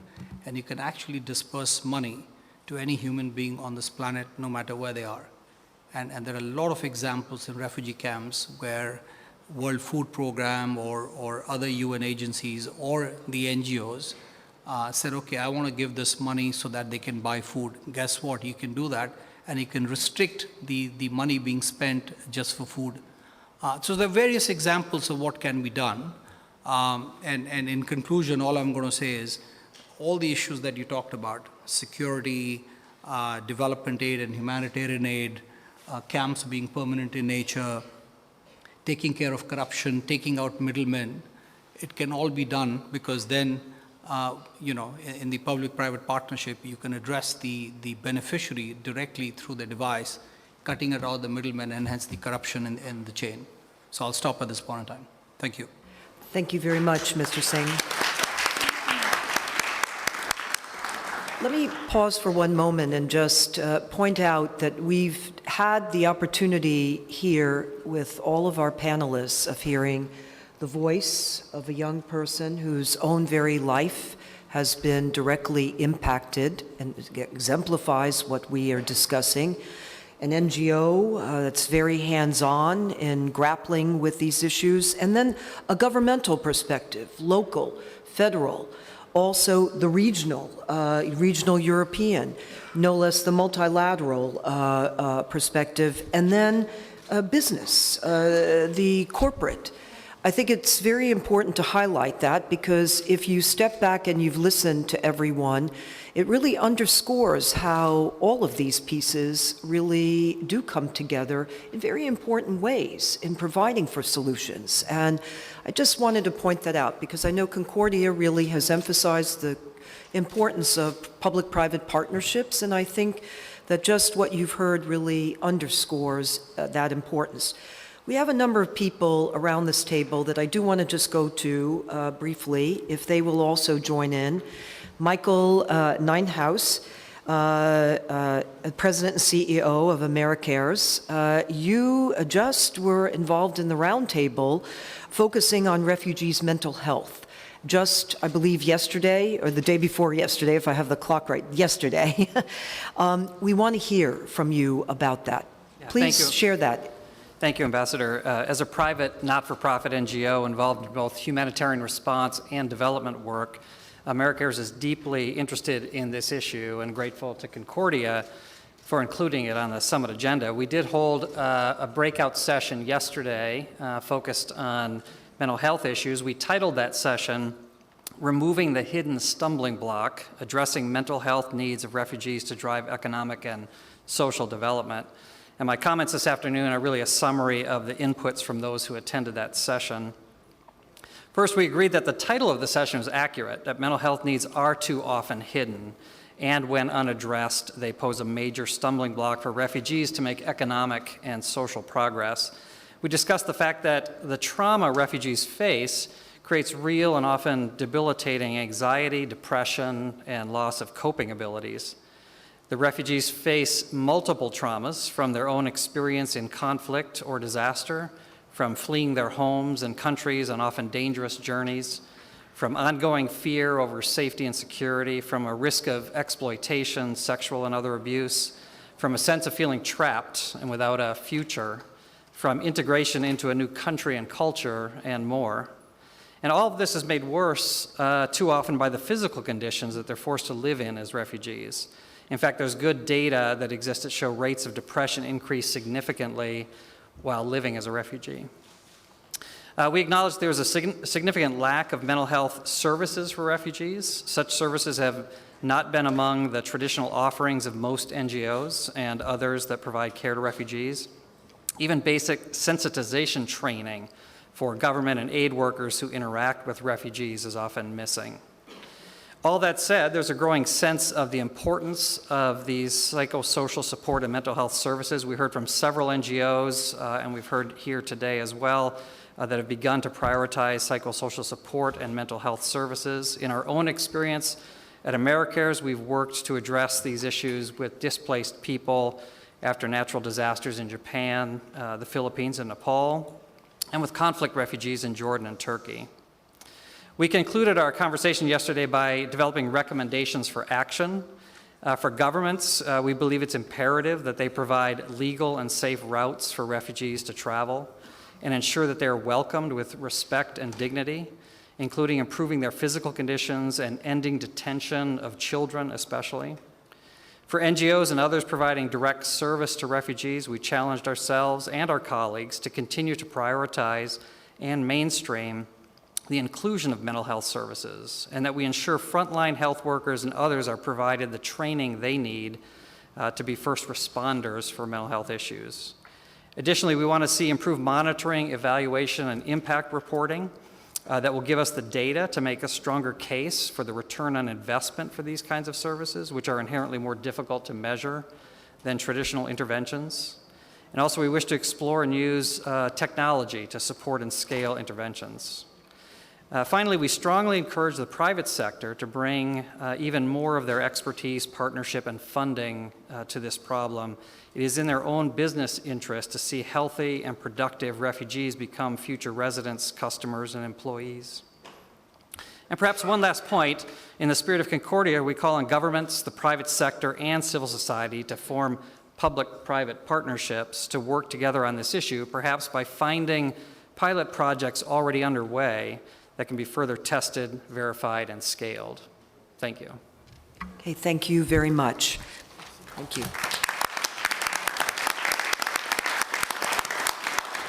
I'd now like to invite Nitsia Logothetis to speak. We understand that you went with Jill Biden to visit a refugee camp in Chios.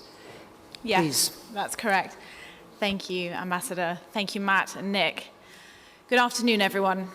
I wasn't meant to address you today, but I couldn't stay quiet after everything I saw today, so I hope you bear with me.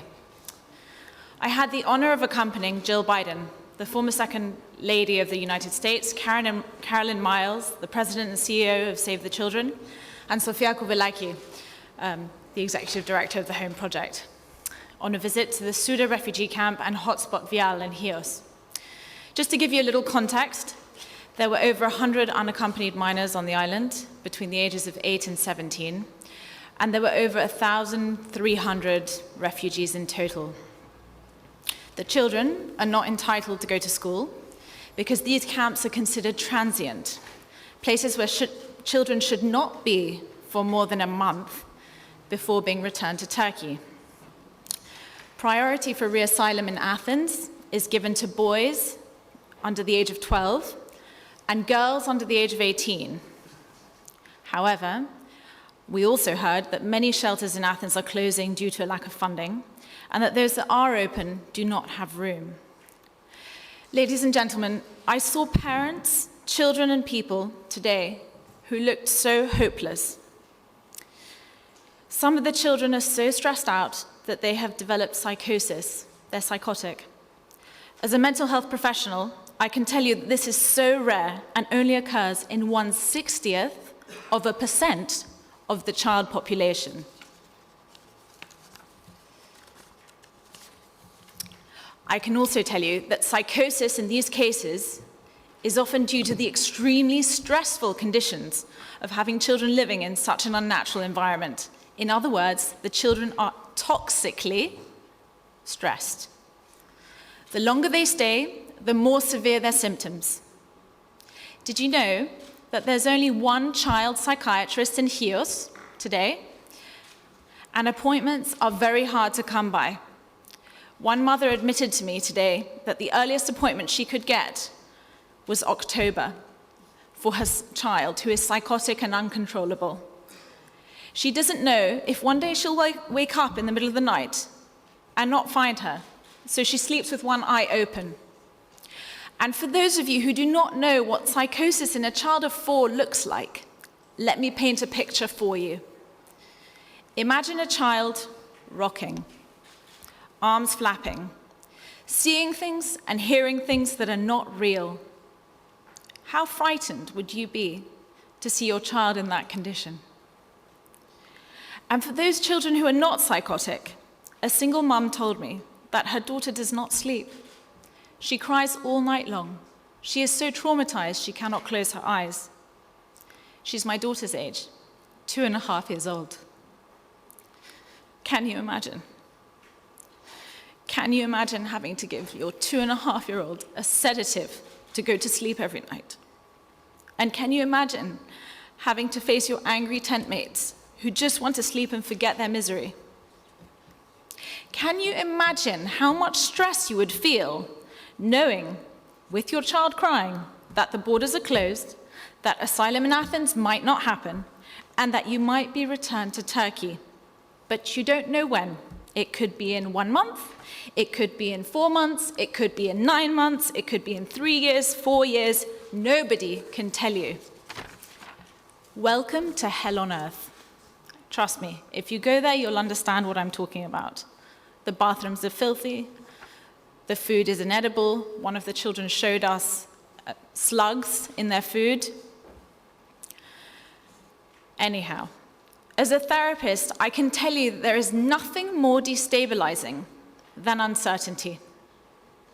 It would be better for a refugee to know that he would spend the rest of his life in Chios or be returned to Turkey tomorrow. Psychologically speaking, it would be better. And the other thing I would say is that, when people are traumatized, they can't learn. Children, you can give children as many opportunities as you want in education, but if they're fearful, they cannot learn. So any money that you spend on laptops and iPads, it's a waste of time because a child cannot learn well under those circumstances.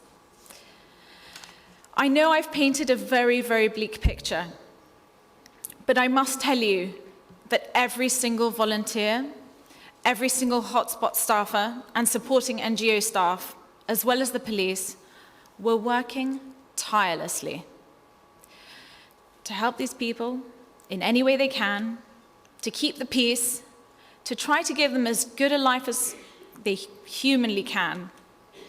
But they are absolutely overstretched. And when we asked about the mental health services, there really weren't any, I have to be frank. And there's nothing more they can do. They just do what they can, and they continue to work heroically. And I want to give you an example of the extent to which the staffers go to help some of these children. One of the staffers, it was a long weekend here in Greece, and Monday, most people were off work. And some of the NGO staff were also off work, and therefore, some of the children could not get their medication because there was no one to administer it. And there was an NGO staffer who actually came in on Sunday because she knew that the child would not have slept the night before. And she knew that if she waited until Tuesday, that would mean 3 nights of a child crying all night long.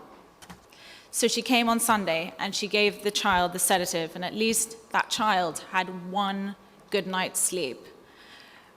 But the NGO staffer could get into a lot of trouble for doing that.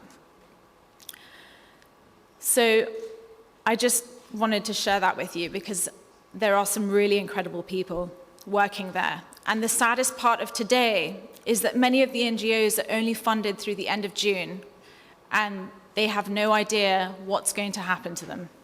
They have no idea what's going to happen to the services that they've been providing. They have no idea who's going to take over those positions. And the conditions are so terrible right now, I can't imagine how they're going to deteriorate when this happens, when all the Save the Children people go, when Praxis leave. I just have no idea. And I also believe that the conditions could become so bad that there could be civil unrest. You do feel when you walk through Suda that there is extreme tension, and you can understand it from every single side, from the refugees to the residents. You're 2 steps away. If somebody moved in on your front in the garden in front of your house, you would find it very uncomfortable too. And I will again say it. The police are doing an incredible job. The NGOs are doing an incredible job. But we really can use everybody's help in this room. And I really hope that the conversation today will prove instrumental in creating solutions. I do believe that we have capacity as a nation, as a group of people, and we're very resourceful. And I do believe we can find solutions today. Thank you so much for listening.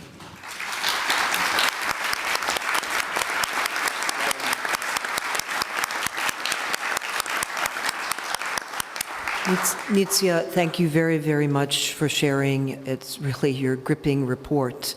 It underscores the dire need for these solutions. Thank you.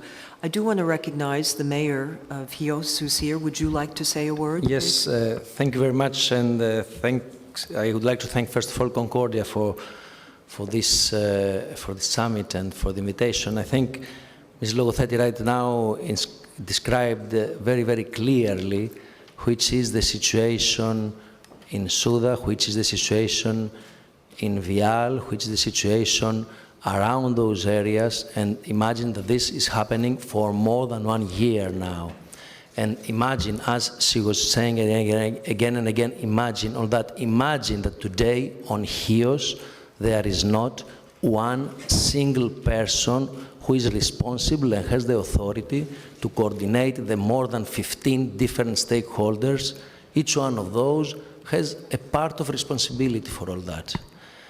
And imagine that this was a situation, actually Suda, when it started and when it was created, if you go back to press references to Suda before March the 20th of 2016, it was supposed to be a success, actually. It was supposed to be a successful response to this emergency which occurred all around the Aegean. And as Mr. Leclerc said clearly, why all that happened? Because from the 20th of March of 2016, it was implemented a policy, one of the most extraordinary policies of the EU, without having the means to implement it. And actually, I can't really believe that nobody knew that all that would happen. And okay, it happened for the first month, the second month. What about the next months? Chios is really struggling because it is all the tension between the refugees and immigrants. There is another tension which is being created into the local society. Why? Because things are not addressed. The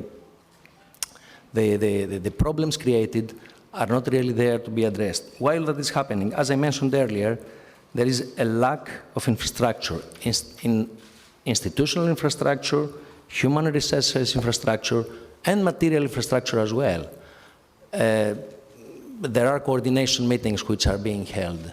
Some of the stakeholders are participating, others are not. When tough decisions are to be made, there is nobody there to take the responsibility of that. And I strongly believe that the management of the borders, of the national borders and the European borders, is a matter of the state, is a matter of the EU also as a whole. And the state is not there. Yes, the police is there and is struggling to maintain things which are not actually sustainable. How can you have, at the center of a city, a camp of more than 1,000 people, and many of them outside, and try to maintain the order of the law there? So, by the decision of the 20th of March, there was created actually a special detention zone in the EU, within the EU land, okay? So the people that you saw today in Suda and in Vial, they can walk freely, they cannot take the boat. They can take the bus, they cannot take the plane. And actually, nationally, we do not accept, we do not say clearly, and also the EU doesn't say clearly, that we detain people. Yes, people are detained, and actually they're detained by, not by the use of administrational means and by the use of fences, but by using the borders, the physical obstacles around the islands. And within those detention zones, there are also 50,000 Chians, 80,000 people of Lesbos, and other people of Kos. Everybody can understand what this mix is making. It's a really poisonous mix, which is poisoning the refugees and immigrants. It is poisoning also the local society. It is poisoning the local economy. And Having said all that, I still insist, today on Chios, there is not one person of the government who is in charge of the situation. I know at least 5 different ministers. I know at least 5 different secretary generals to whom I must refer from the one to the other and then to the next, and they're only answering to emails and things, discussing things like that. The last 2 weeks, we have on Chios a very serious issue about the creation of a detention center. A detention center has to be created in order exactly to alienate those people who have criminal activity, and as in all societies, in all groups of people, there are similar people, and also in order to implement the policy which the government and the EU have decided to implement.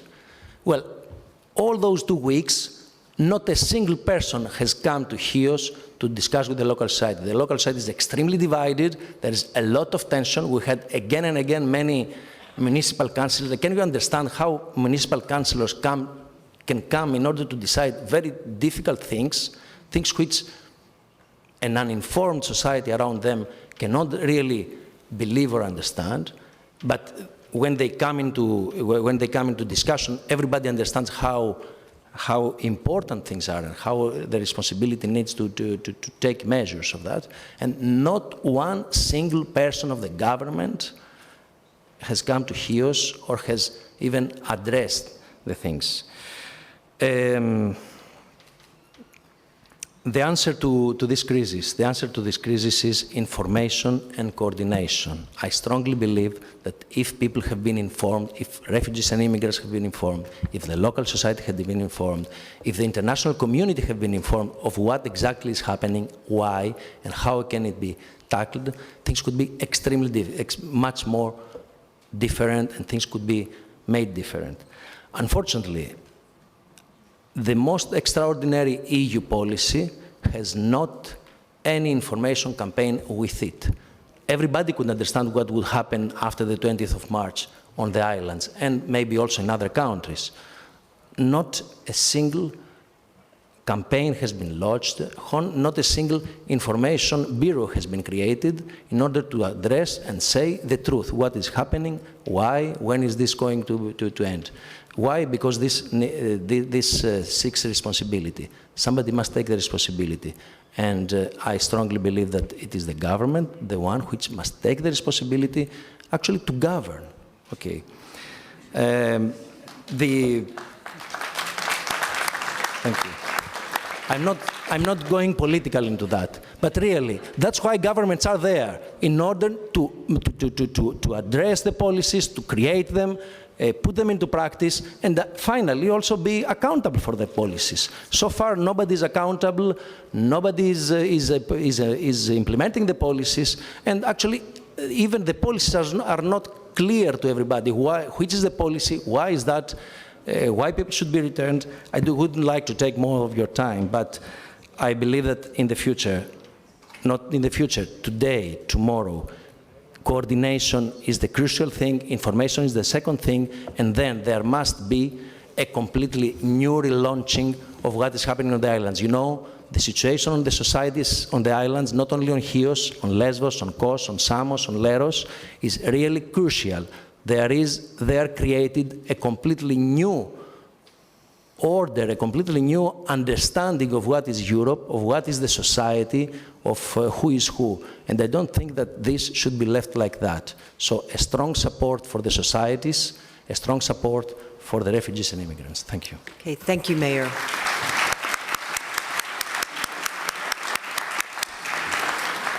We have 2 other reports I'm going to go to in a minute, but I want to ask President Lacalle, you know, you're former president of Uruguay, and you wanted to comment. Let's get your comment in here, please. Thank you, Ambassador.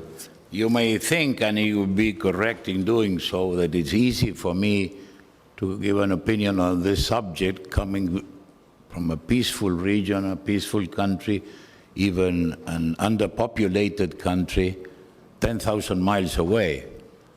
But this is it's a global problem, and I want to address one part of it. Of course, people that are persecuted by their religion, by war, by differences cannot be stopped of coming to peaceful regions to seek a better future. But I want to address that part of the refugees that perhaps come because of economic reasons. Nobody gladly leaves its own land. Nobody leaves the land if it has a future there, a future for the children. And sometimes we think that if opening the markets to the produce of those countries, giving them the chance to sell what they produce and helping them to produce better through technique and irrigation, we can think of spending $1 in their own countries can save 10 or 15 of these same person as a refugee. So perhaps thinking of a better deal in trade for the countries where they produce things that Europe and the rest of the world could buy could be part of quenching partially this flow of immigrants. It's another way of looking at it, a small piece of a possible solution, but I just wondered if you can take it in account. On the other hand, the Procurement Office of the United Nations spends billions of dollars buying things that perhaps can be produced in those countries.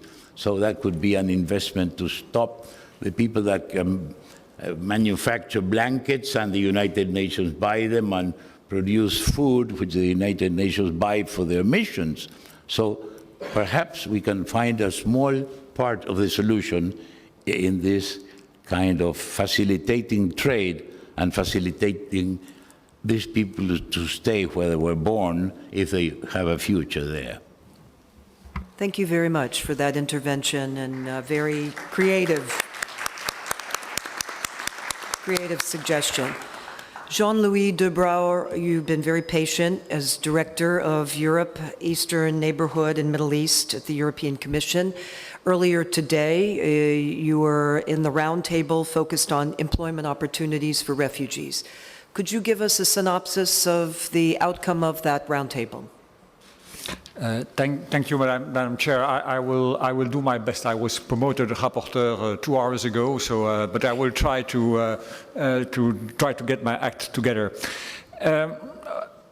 Discussing about integration of refugees after having heard what we've heard this afternoon and during this last session might sound a little bit surreal. Yet I think that we have to take for granted that, as many others said much more eloquently than myself this afternoon, refugees and migrants are here, they are going to stay, and there are more to come. Refusing that, being in a state of denial is, I would follow what the mayor of Chios just said, not taking up the challenge of governance, because governance means some kind of foresight.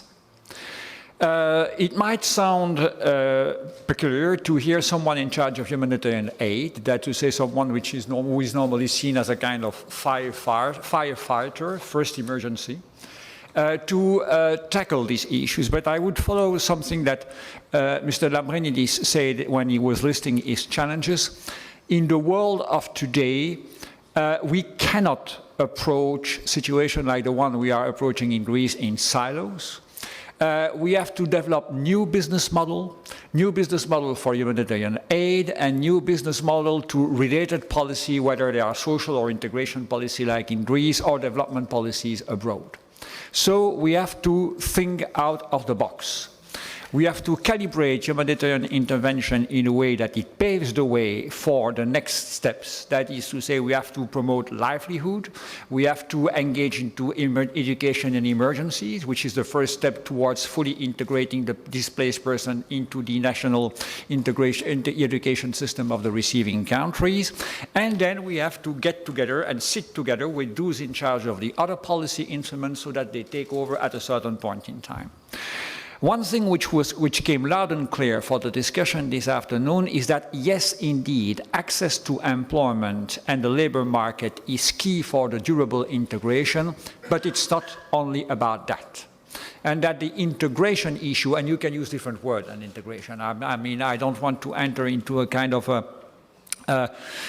discussion about the vocabulary of the concept. Integration must be approached in an holistic way. It has to do with much more than integration into the labor market, and it is really a whole of government issue. And again, we come back to the role of the hosting government and the hosting communities. It has to do with building the resilience of the refugees, yes, of course, but it has also to do with, creating bridges and, integration, as the union has said once, it's a two-way street. It's about the receiving community adapting to those who are visiting it because they are forced to visit it, and it's about the other way around. Indeed, this is an area where public-private partnership has a role to play. I understand, and it was very eloquently stated by the representative of CSR Greece this afternoon, that it is still much about philanthropy in Greece, but it is much more than that. It is about supporting the local business. It is about supporting the local entities also outside Greece. When it is about, I will say a word in my concluding remark about what the mayor of Thessaloniki very frequently advocated, action on the root causes. It is about, because it is a common challenge. It is not about feeling good. It is about, because this is a challenge of the 21st century, and that no one will be able to escape this challenge.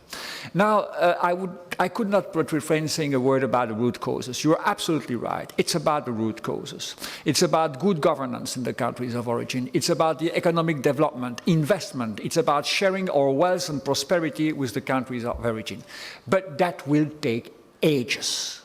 And that is exactly the migration drama as of today, because government, people want action and want result here and now. Dealing with the root causes, that's for the next generation. So we have to build that gap, bridge that gap, and survive what I would call what is a migration drama. Migrants are here and now. If we want to have a durable action on migration, and if we do not want to leave that in the hands of smugglers, it's very easy. If we do not manage migration, those who are going to manage it are smugglers and traffickers. And again, I could not agree more with what Mr. Lambrinidis said. If we pretend that we want to manage migration, we cannot expect short-term outcome unless we take very drastic measure, like indeed, for all what it's worth, signing an agreement or having a deal with Turkey. Thank you. Thank you, Mr. de Brouwer.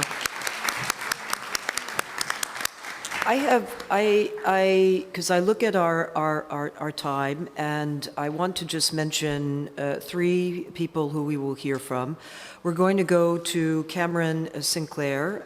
I understand you of Airbnb, you and Mr. Farmakis of Solidarity Now, that the previous session announced the partnership between Airbnb and Solidarity Now. And it'd be good for you to discuss this initiative and its sustainability.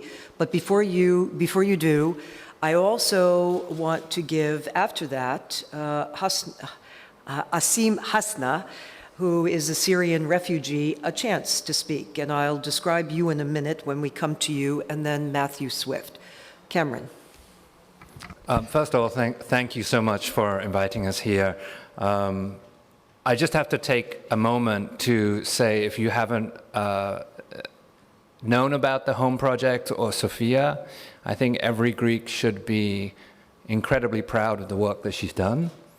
I've worked in humanitarian work for 22 years, and what she's done in the last 4 months has been literally incredible. There's no other word for it. So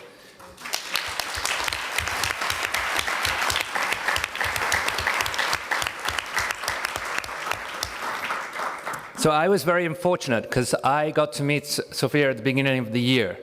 And I was like your typical humanitarian person, idealistic young person who's going to try and do something, and I'll come back in 3 months. and there'll be nothing there. And what happened was 5 homes were erected and hundreds of kids have got a safe place. These are not houses. I just want to mention this. It's not a house, it's a home. And a home is very different. And for those of us who have families, we know what a home is like. It's filled with love. And so when we started working with Solidarity Now, we didn't talk about how do we house people, it's how do we find homes for them. And quite often people have said, well, you know, this is a temporary crisis. You know, we're currently facing this. But the reality is when I joined the humanitarian world, there were 20 million refugees. That was in 1999. Today there are 66. Because of climate change and resource scarcity, in the next 30 years, we're going to see 300 million people on the move. So we might talk about this as an emergency right now, as in a crisis, but we need to come up with the solutions for tomorrow's problems too. Now, that same trip, I ended up in Samos. And I want to talk about the idea of these camps and the damage, not just psychologically to those who are living in them, but for the residents of Samos too. I mean, it's literally a scar on the side of the mountain. And for me, the first thing I thought about doing was how do we close this down? How do we close down camps? And why can't there be a system where the very people who are the most hospitable people in the world, which are the Greeks, for the number of people who come here to seek pleasure and to experience culture, why are they not at the heart of the solution too? So with Solidarity Now, we want to find a way to house 3,000 people in the first year, for Greeks to open their hearts and their homes. But maybe there's other things we can do. Maybe we can partner with an island to figure out how we could close one of these camps. Because the idea that every conference I go to, and people say, well, camps are 17 years. You're almost defining that that should be how long the camp stays open. We need to completely think about trying to make the idea that less bad is more good. Less bad is just less bad. It's not more good. So I think we need to really think the whole system. And I know I was supposed to talk about the details of this, but I think it's important that when we talk about those camps, we're talking about the clustering of fear and not the sanctuary of home. And I think when you look at Greece, it really can be the epicenter of a solution. I mean, what if the EU actually, instead of spending a lot of money on camps and infrastructure to lead those camps, and figure, I mean, we just got the ROI on those camps right now. What if they actually funded Greeks to accept people into their homes, to nurture them, to support them, and to show what the best of hospitality is? I think it can be done. And I think it could be done with public-private partnerships in concert with governments. Now, we beta tested this idea in the United States. And we have an interesting government. So I'm sure we can do it here. And just to give you an idea, and I know I waited 2 hours to tell the details, but in the last 2 hours, we just launched in the United States and Canada, and 6,000 families have already opened up their homes for free for any refugee that wants to stay there. So this moves very rapidly. You just have to give the opportunity. So I just want to say that anybody who doesn't think that solutions aren't happening, they're happening on the ground. And Sophia and many of the other people that are here are at the heart of them. So certainly support local people. And if you want to open up your homes on Airbnb, just go to Airbnb/welcome. And if you're a Greek, Solidarity Now will make sure that a family will be with you. Thank you, Cameron.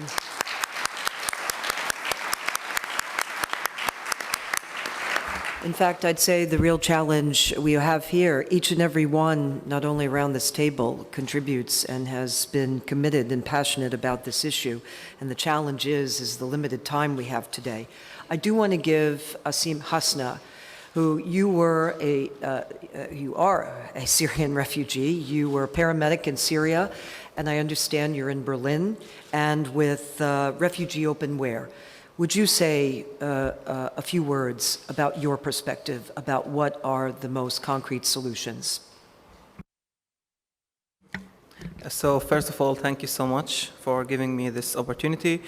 What I would like to share is briefly my story. So my story started when I was a paramedic in Syria and I was studying mathematics. then I had to leave my town because of my activities. I was threatened by being arrested. And then a few months later, I was injured and I had to leave Syria to get some advanced medical care in Jordan. And there I met Refugee Openware, which is an NGO using technology to address refugees' challenges and to provide solution for them and designed in cooperation with refugees themselves. So before I met Refugee Openware, I didn't know anything about using technology at all, but when they gave me the chance to learn and to contribute to my refugee community, I could help amputees to have low-cost prostheses, and I could help a blind friend to navigate indoors using some open-source hardware and software. So what I'm trying to say is, maybe in every single refugee there is a genius, there is a smart guy who wants to do something, who wants to give something for the host community, for his refugee community, but we really need to give him the chance. And I live now in Germany, and I got asylum in Germany. What I can tell over the last 3 years, that all refugees have a lot of motivation, and they want to start a new life. Okay, we left our countries, we escaped from death and from war, but most of us really want to start a new life and just to forget about the past. But if we let those refugees face bureaucratic or, I don't know, politics challenges, they will be frustrated, they will do nothing, and they will lose their energy. So what I really want to see and what I really want to do for the rest of my life is to use technology to help refugees to integrate, and at the same time, hopefully someday when we go back to our countries, we can use the things that we have been learning in the countries that we are refugees in to rebuild our countries again. Thank you.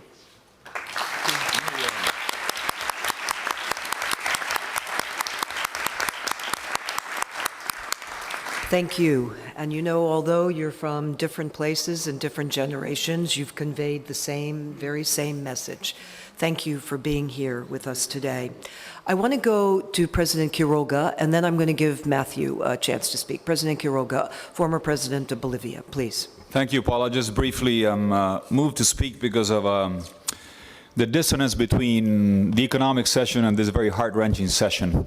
It seems like there's one part of Greece that belongs on the Wall Street Journal, the IMF, the European Central Bank, Grexit, and the millions and billions of euros and the cost. And then this other part that I was, quite frankly, not so familiar with the magnitude of the challenge that you have in hosting the refugees. And I'm speaking because I'm reminded of the same thing. I saw the same thing in Jordan. I went to observe an election, and it was incredible how the IMF would force Jordan to hike the price of fuels right before a parliamentarian election. Not exactly the best advice in the world. And at the same time, I visited refugee camps of Palestinians. And if Jordan did not exist, you would have to invent it as a place to have a staging area where you hold Palestinians, Syrians, and all types of refugees. And I think hearing this afternoon session, I can make the same case for Greek islands, for the role that Greece is playing. And I guess everybody talks about Grexit and the price of Grexit and what would it be. I wonder what would happen if Greece decided to leave the European Union and therefore not be a staging area for refugees anymore. And my only point is that there's got to be a place where you can mix the UN and the IMF, the human rights and the European Central Bank, and make the case that there is an economic dimension to Greece and staying in the euro and what have you, but there is a human dimension, and quantify the cost that the mayor so eloquently was drawing down and say this is what it would cost, and make a package as a country, because in the end, if you only talk with the brain and not with the heart, it'd be more difficult to make advances. And this session was certainly very enlightening. I thought George Logothetis made a great moving speech, but I understand he's number 2 in the household now. I think inside the primaries he would come in number 2. Thanks for the session.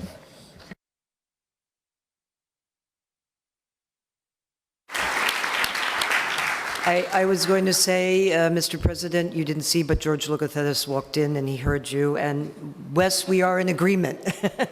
Dizia really gave a very gripping, as I said, gripping remarks, and we're very appreciative that you are with us here today. Matthew, let's hear your perspective. And also, you might want to say a word in listening to really the wide variety here of recommendations. Say a few words about where you see in this session Concordia going next. I'm going to ask you that. Absolutely. Thank you, Ambassador. First, I want to make one point, and I think it's important that we all remember this. And I think President Quiroga and President Lacalle and President Uribe especially will appreciate this. The refugee crisis is, when thinking about it, should be thought about in a global perspective. And I think it's always important that we remember that, regardless of the news coverage or where a newspaper or news outlet will focus most of its attention on. We have to remember that this is taking place around the world in a lot of places. So let's not forget that. I tend to think from a very practical perspective. Nick and I started Concordia thinking about the way that public and private sector collaboration, public and private sector cooperation can really impact issues. There's a theme that I've heard at this table for this session, but also for the other sessions, which is consistently there is a lack of leadership when it comes to addressing some of the most important issues facing the globe. I have to say, thinking about hearing from the mayor of Chios especially, all the different NGOs in the space, the different governments, the different philanthropists, the different agencies that are involved. Who's in charge? Who's stepping up to the table? There is a leadership deficit today around the world. And until that changes, nothing else matters. Public-private partnerships are a two-way street. If governments are not providing basic services, especially security, then the private sector cannot inject itself and help. If you think about the funding gap on the Sustainable Development Goals, which we talked about yesterday, it's enormous. Governments have pledged $150 billion towards what could eventually be $5 trillion needed to implement all 17 of the Sustainable Development Goals, so the private sector is expected to fill the rest of that gap. So I'm a very optimistic person, and I don't mean to make my comments on sort of a negative note. In fact, I think what has been started here today and what Concordia hopes to participate in and serve as a leader in the space with the help of our Leadership Council, our Board of Directors, and the membership community that Concordia is, it is that we want to help facilitate, promote good leadership. The basic services required by governments, the ingenuity, entrepreneurial spirit of the private sector, and the way that in partnership with public sector it can be scaled to have significant impact. But I urge everybody to think about that fact, that divide that is existing between the two sectors. And in every situation that we talk about, where is there a lack of leadership, whether it is specific to a camp and the dozens of agencies that are operating within certain camps with nobody in charge, or it could be another situation. So this has been quite a closing session, I have to say. This has been quite something, and it elevates the urgency, I think, for Concordia to enter into this space more proactively, to potentially create public-private partnerships in this arena where we can be most helpful, when, of course, thinking about the refugee crisis from a global perspective. Thank you. Thank you.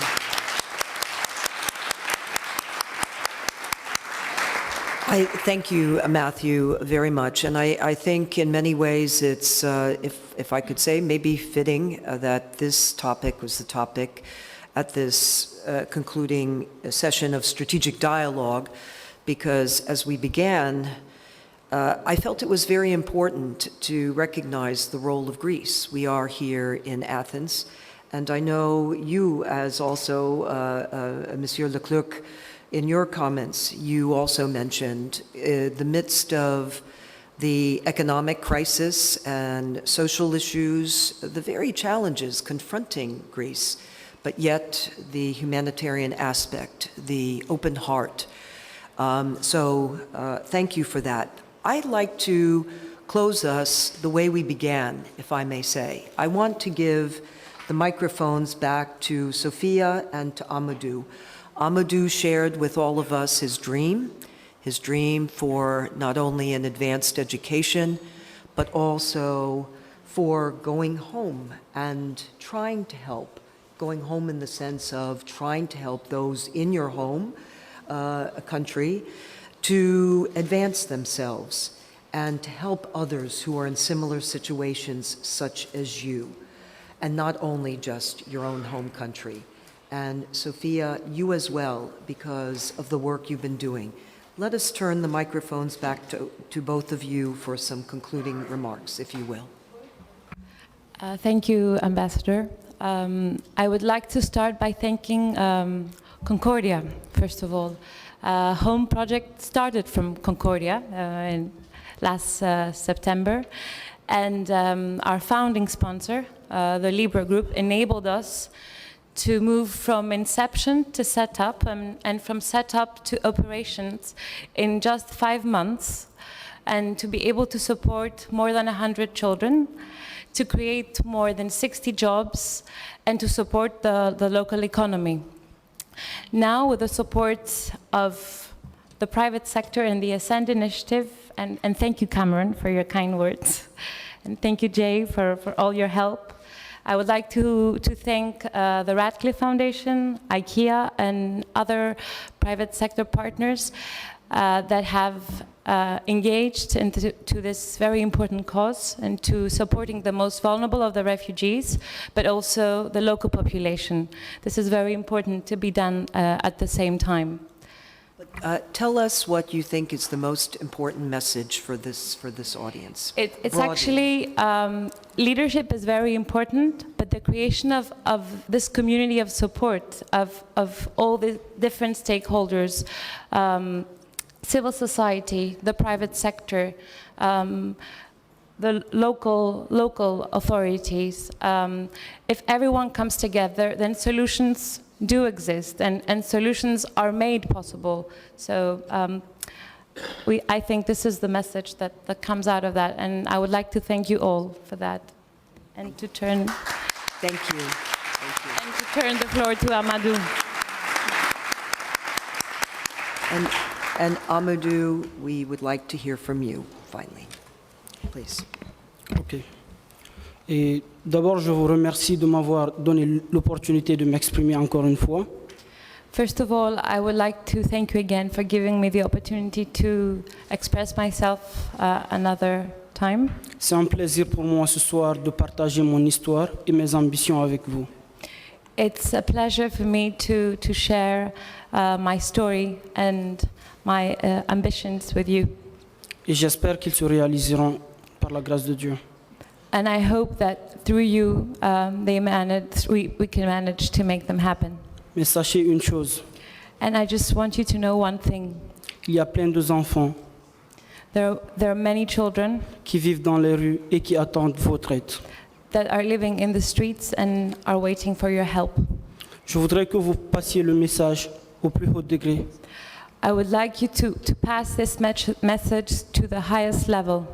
Et je sais que chacun de vous présent ici peut faire quelque chose pour ces enfants. And I know that each and every one of you here tonight can do something for these children. Je veux que chaque enfant comme moi I would like that every child, like me, se sent en Europe ou en Grèce comme chez lui. Feels in Europe or in Greece like at home. Parce que personne ne voudrait quitter son propre pays pour un autre pays s'il n'y a pas de problème avec lui. Because no one would like to leave his home and go somewhere else if there's not a problem. Si nous sommes là dans des pays européens, c'est parce qu'il y a bien sûr des problèmes derrière où nous quittons. If we're here, it's because there are problems where we're leaving from. Et donc, nous avons beaucoup d'enfants qui ont des talents et qui veulent réaliser leurs rêves. Je voudrais que vous leur veniez en aide. Je vous remercie. There are many children that have many talents and that need your help. Thank you.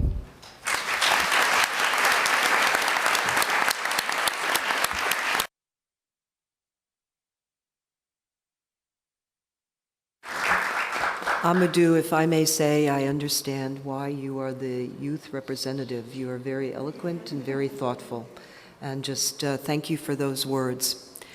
I am in the interesting situation of actually having some extra time. I tried to run a very on time. So I'm going to turn to one of the other presidents at the table who did not speak from out of area, President Uribe. We heard from President Quiroga and President Lacalle. I know that you have had in your country a refugee situation because I know I dealt with it. Thank you. Thank you, Ambassador. As Matthew has stated, this is a worldwide problem. In Latin America, we have had many cases in the former confrontations between civilian and guns against the dictator in Central American countries. And in my country has one of the largest amounts of refugees, of internal displaced people, because of the many years of violence. Violence from Marxist-oriented guerrillas against the rule of law, violence from right-wing paramilitaries, to counter-arrest guerrillas against the rule of law, and narco-trafficking. The main source of displacement in my country is narco-trafficking. And now we have a problem with the neighboring Venezuela. Venezuela was a great example of progress when my generation was young, but with the elimination of the rule of law, with the growing violence supported by the government, with the elimination of the private sector, the social problems have emerged a lot in Venezuela. Panama is a country of 3 million people, and no less than 200,000 people from Venezuela have arrived to Panama. My country in the past sent in between 1.5 and 2 million people to Venezuela, and now these citizens are beginning to return to Colombia. In addition to that, many people from Venezuela. Venezuela is in a very deep social crisis, and Colombia is going on the same path.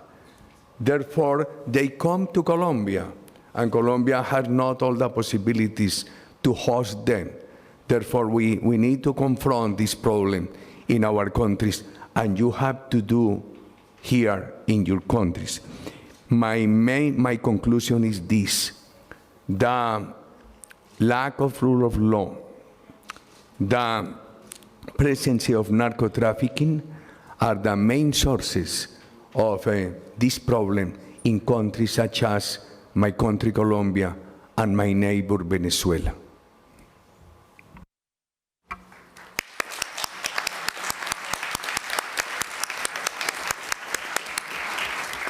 Thank you, President Uribe, and we're very privileged to, in fact, have the 3 presidents from Latin America and give that perspective because it is a global issue.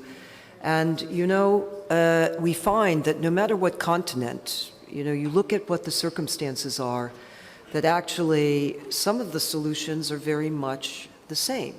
Not in all cases, but the sharing of experience really matters. And I think in that sense, I think we're very lucky that Concordia has brought us together.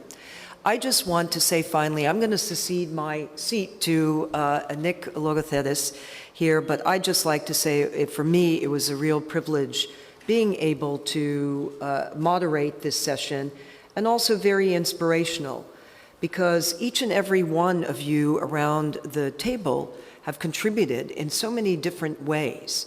And whether you spoke up or you didn't, I know that the commitment that each of every one of you have had is very gratifying. And for that, I think Concordia certainly was very, very smart in bringing us all together. And I'm confident that, as you said, Sophia, that there will be results from this There have been and there will be.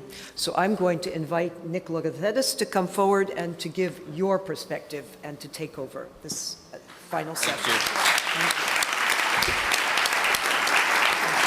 Thank you very much, Paula. And as we wait for the Prime Minister, who will be here shortly, I just wanted to thank everyone for being here. We will continue the discussion if we need to. But one of the things that I think is really important to look at in the situation of the refugee crisis is the communications of it. Communications is such an important medium in today's world. Just ask any modern presidential candidate, not saying any names, who didn't master the sort of medium of communications. It can be the difference between success and failure. And so, it's such the narrative has been allowed to develop, much like the narrative has been allowed to develop about Greece and Greeks, as we spoke about earlier, that the refugees are somehow all dangerous people and all people that we should be afraid of. At very sort of best, they're taking our jobs. They're, and at worst, they're people we need to be actively afraid of. And I think all of the work that is being talked about here and being sort of discussed and all the amazing work that everyone is doing here is critical, but we need to sort of also focus on communicating it better. I mean, the word refugee, migrant, just the word itself is not something that onomatopoeia. I learned that from a Friends episode, I think, but that's a word that, it's not something that instills compassion and understanding of what these people have been through. So I'd sort of really like to focus on that. And I'm sorry, I can't see your name card, but do you have a comment?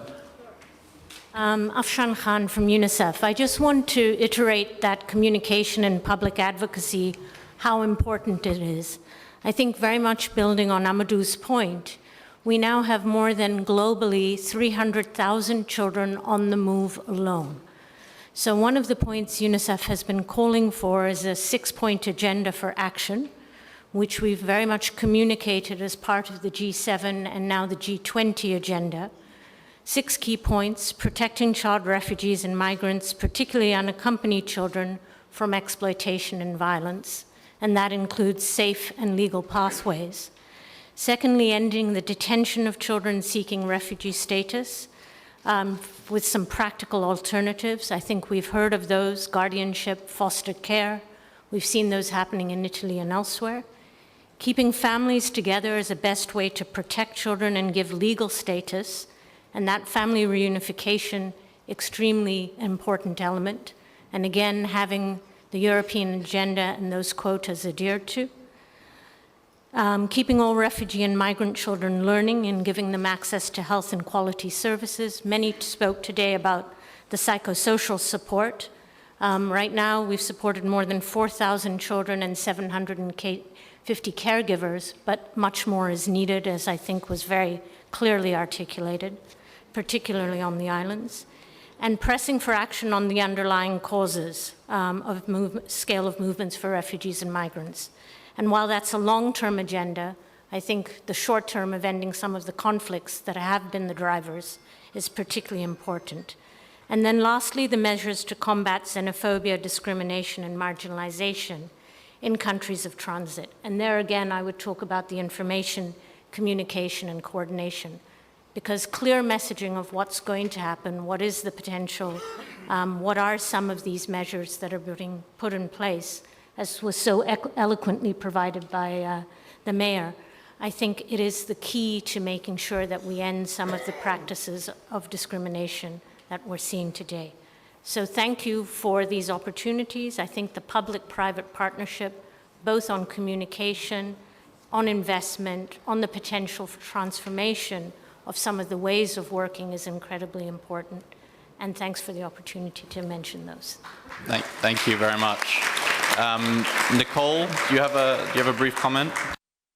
I wanted to say, Nick, I really appreciate you bringing this up, because the role of media in the story that's being told is is lacking. And going to Stavros's comment about the idea of refugees equal terrorists, I think we need to call on the private businesses of media to take responsibility for the way they tell their news by what they're saying, the words they use. And I think it's an important thing to address this issue.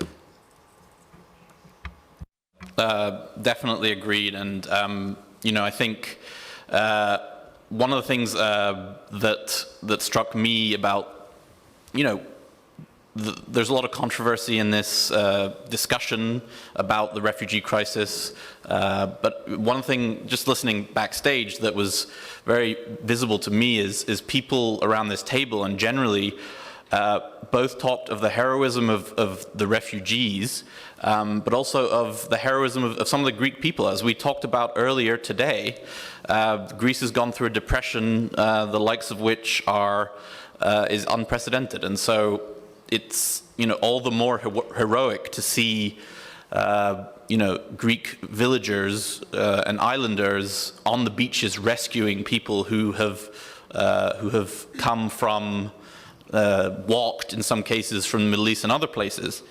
So that stuck out to me, the sort of unity in the joint praise of those two groups. Scott, did you have a comment?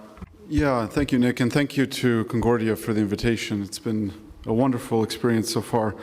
I wanted to pick up on one of the things that Mr. Lambrinidis said at the beginning with regard to the negative narrative and how refugees are being considered a threat more than an asset, et cetera. And I think now that we're on the communication and advocacy part of this equation, in the peace-building field, we often do conflict mapping to look at where are things burning and why, and how do we understand the problem to address it. What we started to do is peace mapping, is to actually look in a conflict country, where is it not burning and why? What can you learn from the parts of a society that are working, that are outside of the limelight, that don't get the attention, that no one's studying? We need to study, we study conflict a lot, but we don't study peace. And in that sense, I would argue that there's far more positive stories to be shared. And the Airbnb example is just the latest of this type of effort that's getting a lot of profile. But I would say that the refugee crisis has been quite a disappointing event in terms of government leadership, but it's been a tremendous success of personal leadership. People acting, taking action at those levels, at their levels. And what we need to do is flood the media with those stories and talk about what has worked outside of the limelight and why are refugees actually becoming an asset to communities rather than just focus on the negative. But we're not investing enough in that part of the narrative and do more peace mapping in terms of our work with refugees. Thank you. I'm told the Prime Minister will be with us shortly, but I'm sorry, I can't see your card. And Natasha Freitas from Needs List. My apologies. No do you have a comment? Yeah, I just want to expand on that, because when we talk about public and private partnerships, we're not just talking about government and corporations, we're talking about civil society and small businesses. So we really need to look to the grassroots and bottoms up and create strong networks and ways of demonstrating who has risen up to take action around this crisis. It's been small businesses, it's been people who've formed grassroots organizations, and how can we make sure that they're here at the table represented as well? Thank you. Is there anyone else who wants to make a comment on this topic? We've talked quite a bit about the communications aspect. We've talked about the important work that the people of Greece have done, and also we've heard, I think, what was very important to me is that, we heard from people who have actually gone through what someone like Amadou has gone through, and someone like Asem. This is an issue which is not simple. We too often live in a world of black and white. This is an issue which has shades of gray. And so I'm very pleased that we were able to cover it from such a comprehensive situation and discuss it from all different areas. That's important to Matt and myself, and it's important to Concordia. So I'm told that the Prime Minister is very nearly with us, and I want to wrap this conversation by saying thank you to everyone who participated. I hope people found it useful, this migration conversation. I certainly did, and I hope it really leads to more discussion on the matter, but also more action on the matter. You know, there are a lot of people who this is the first time they've been to Greece. We hope this will not be the last. I thought President Quiroga's comments were very important. This is what we tried to do with Concordia. We tried to sort of bring people who had never been to Greece, I don't know if you've been, but who has not recently been to Greece at least, and you know, sort of encapsulate that very complicated story within the very difficult situations that we're dealing with. So I think the Prime Minister is joining us now, and if he'll forgive me, I have to make a quick transition to the podium.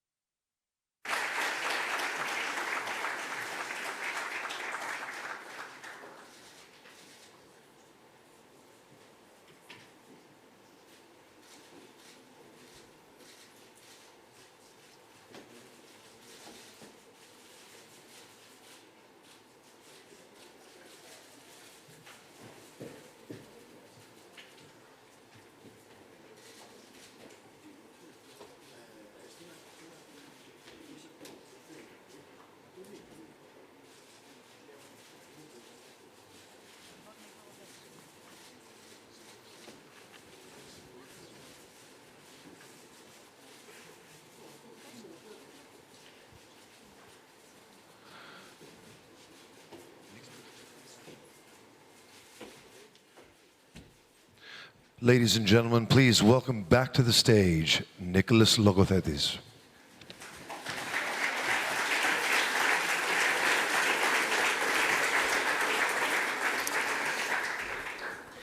Thank you very much, everyone. So just some brief closing notes from Matt and myself. After these past 2 days, we've covered a number of pressing issues of tremendous importance to Europe and to all of humanity. From migration and the ongoing refugee crisis, to the political and financial stability of the European Union, to investing in the Sustainable Development Goals. We heard from leaders in the private, public, and non-profit sectors who are committed to working together to find meaningful solutions to these challenges.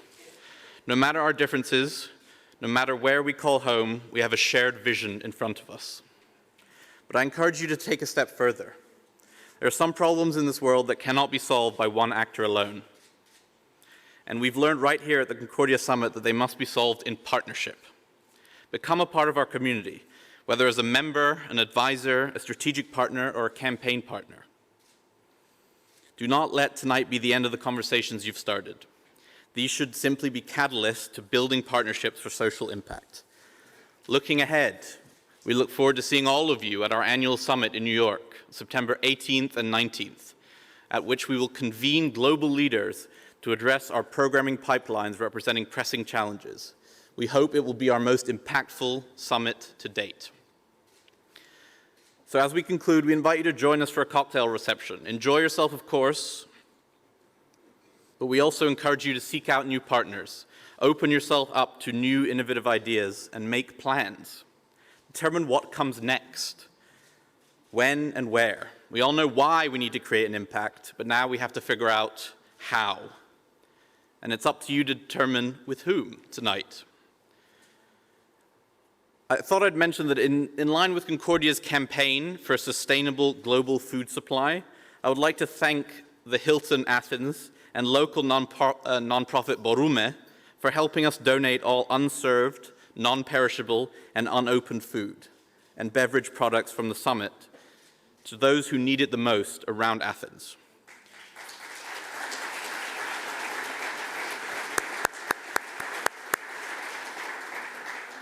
We are also extremely grateful to our partners at ERA, Magna, and V&O for their important and unwavering support promoting and producing this important event.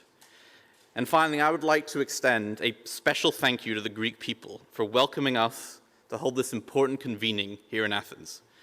and for their enduring strength, especially in recent years. The cradle of democracy, Greece has time and time again proven to be a resilient force in the global community. We are grateful to our partners, our collaborators, our Leadership Council, Concordia members, and all of our speakers and participants who've added their expert insights. It's because of you and your dedication to our shared mission of partnership for social impact that we're able to address some of the most pressing issues of our time here in Europe and across the globe. So thank you once more. We will now host our closing keynote by the Prime Minister of the Hellenic Republic, and one of our Leadership Council members, John Koudounis, will be introducing the Prime Minister. Thank you again.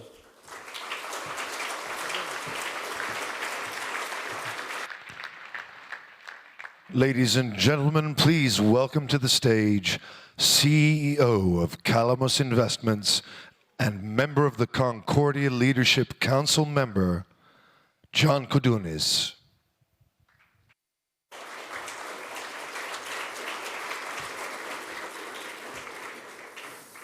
Thank you. A few months ago, I introduced Prime Minister Alexis Tsipras at the Concordia Summit in New York. And it's with great pleasure to once again welcome him to the stage in Concordia to provide closing remarks of yet another impressive and extremely constructive summit. It is with greater pleasure this time I'm welcoming him in our home country, Greece, Elada. His last address at the Concordia Summit in New York in September was not very long ago. Yet in this short period, a lot of steps forward have been made. The first sign of growth have been reported at the closing of the first quarter of 2017, which provided the Greek people with a spark of optimism of a 7-year-long recession. He recently characterized the exit from the economic crisis as a national and not a political goal, demonstrating that the issues tormenting the country transcend the planes of party politics and enter into a broader sphere of overlapping national and transnational matters. Indeed, in an ever-global stage, having a broader outlook is the key to addressing entangled global challenges, like the refugee crisis and the recent shifts in regional leadership that have been addressed throughout the summit. The Concordia European Summit is concluding today at a critical time in Greece's history, with the country being right at the point between austerity and growth. Public-private partnerships had the power to elevate the country over the point and bring many of the EU and the global issues on the same path.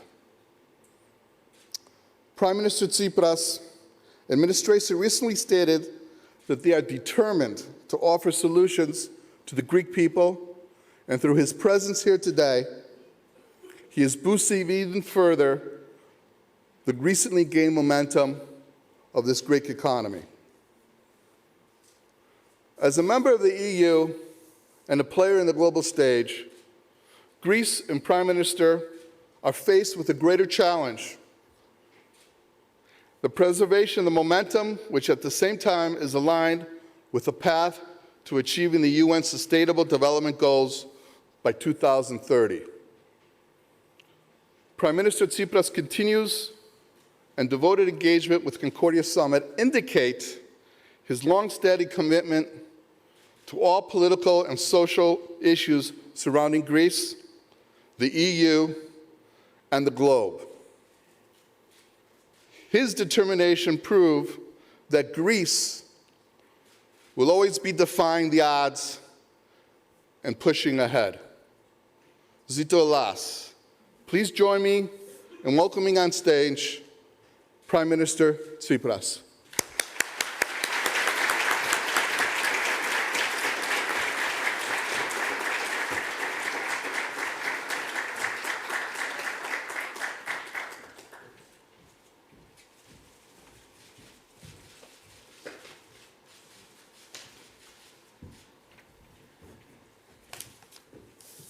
John, you forget your notices.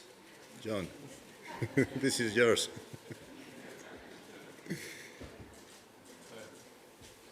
Φίλες και φίλοι, Dear friends, ladies and gentlemen, let me thank you so much, and I'd like to thank you for the introductory note shown and your kind words. I'd like to extend my warm thanks to the Board of Directors of Concordia. Let me thank you for inviting me, and it's an honor to be addressing you at this very important summit. You see, I believe that this is the kind of initiatives that are required today as we speak. We need such initiatives in order for us to embark on a big conversation and also lay the foundation for a transition into an era of dynamic and sustainable growth for Greece. For Greece, which for 7 years now has been experiencing the dire impact of wrong choices that were made by previous governments that led this country to the verge of bankruptcy, but also choices made by our partners in Europe, who, since the start of the crisis, actually pointed to the wrong recipe. They gave us the wrong recipe to overcome this crisis. But I think that now, today, it is imperative that we stop talking about the past. It is preferable now to look into the future. And it's preferable to make the decisions that are called for in order for this future to be a future of growth, a future of prosperity and opportunities, and also a future mostly of social equity and justice. And this is a huge effort that's worth exerting all of us together. Let's pitch in to do so much, the government, our partners, but mostly the Greek citizens, the working people, and the healthy and robust enterprises, the healthy and robust entrepreneurial basis, because they will be investing in a country that is full of opportunities, and thus investment projects can create new jobs, and they can thus generate wealth. Today, Greece, I believe Greece has great scope, and it can indeed look into the future and look ahead while being optimistic. And this is not just a simple wish. I have data in my hands, and everything points to a positive path.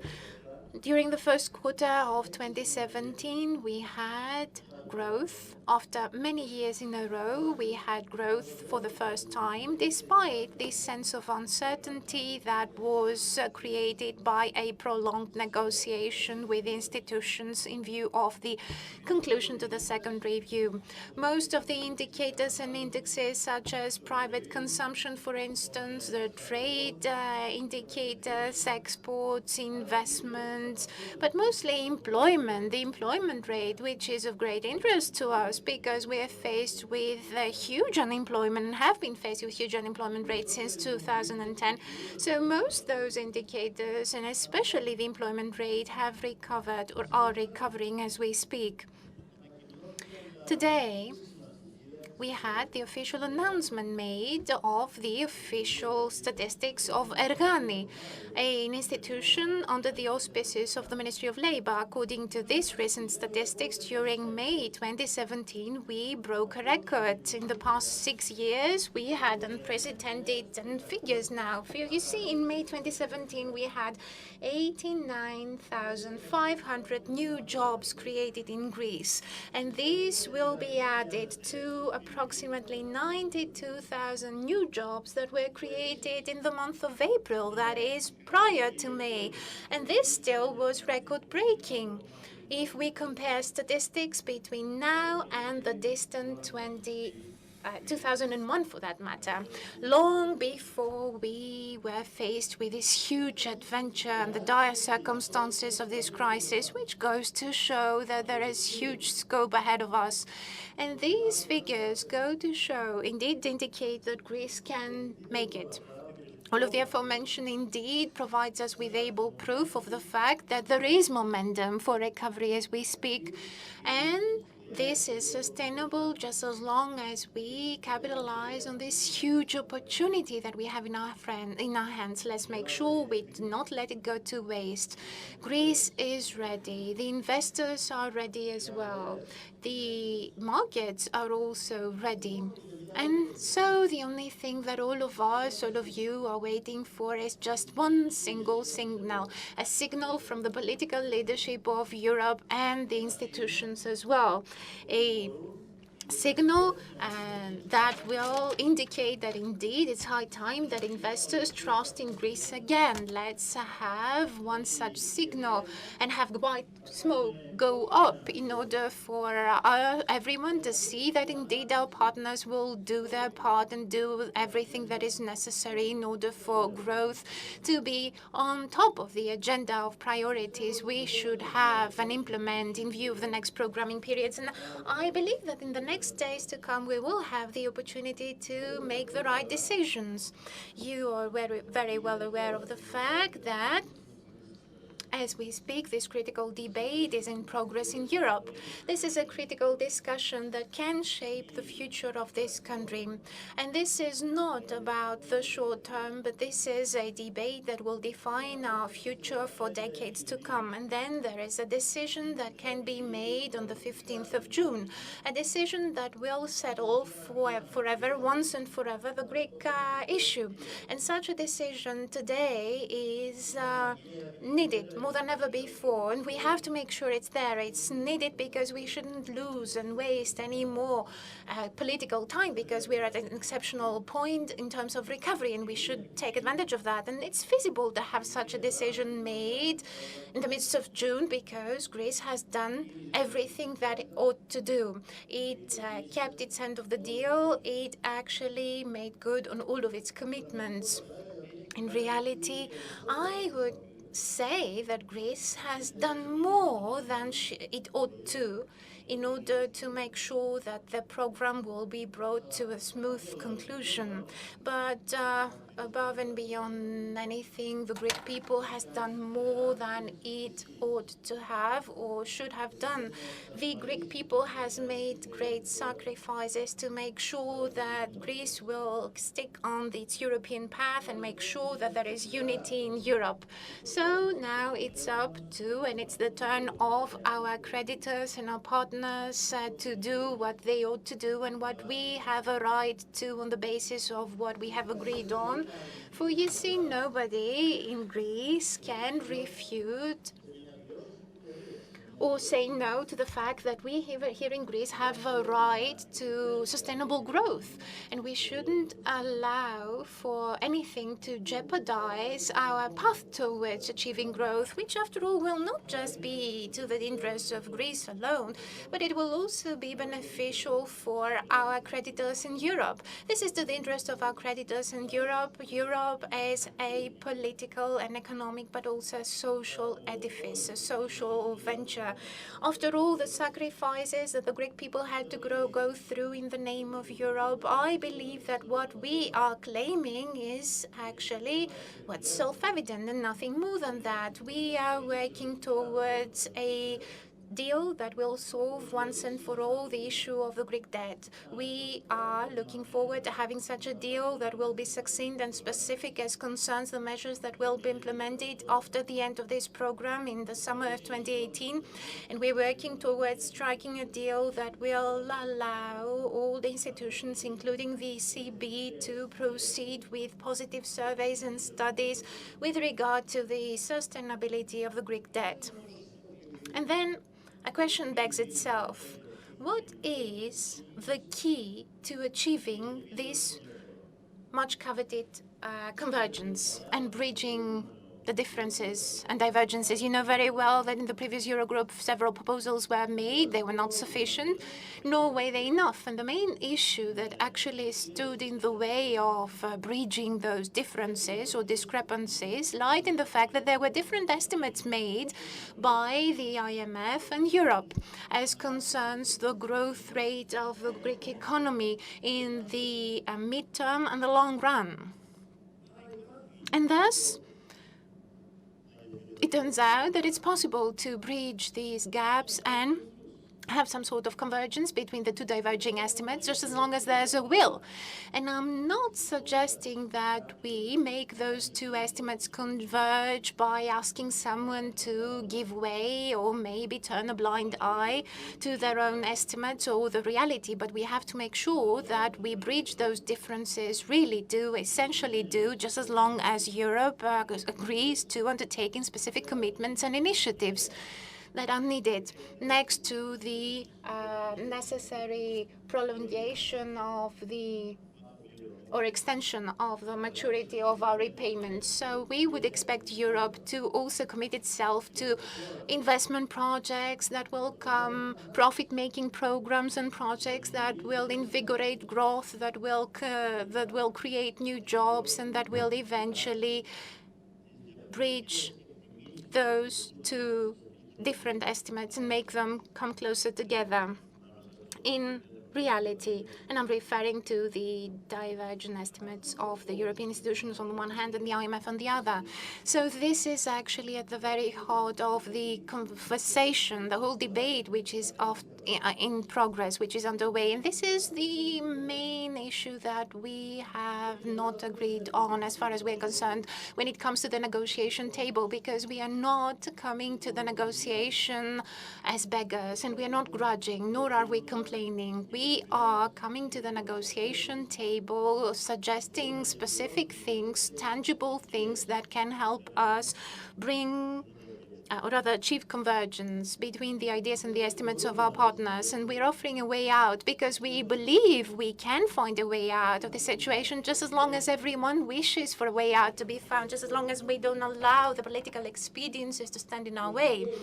Because both Europe and Greece do need today to transition over a growth agenda.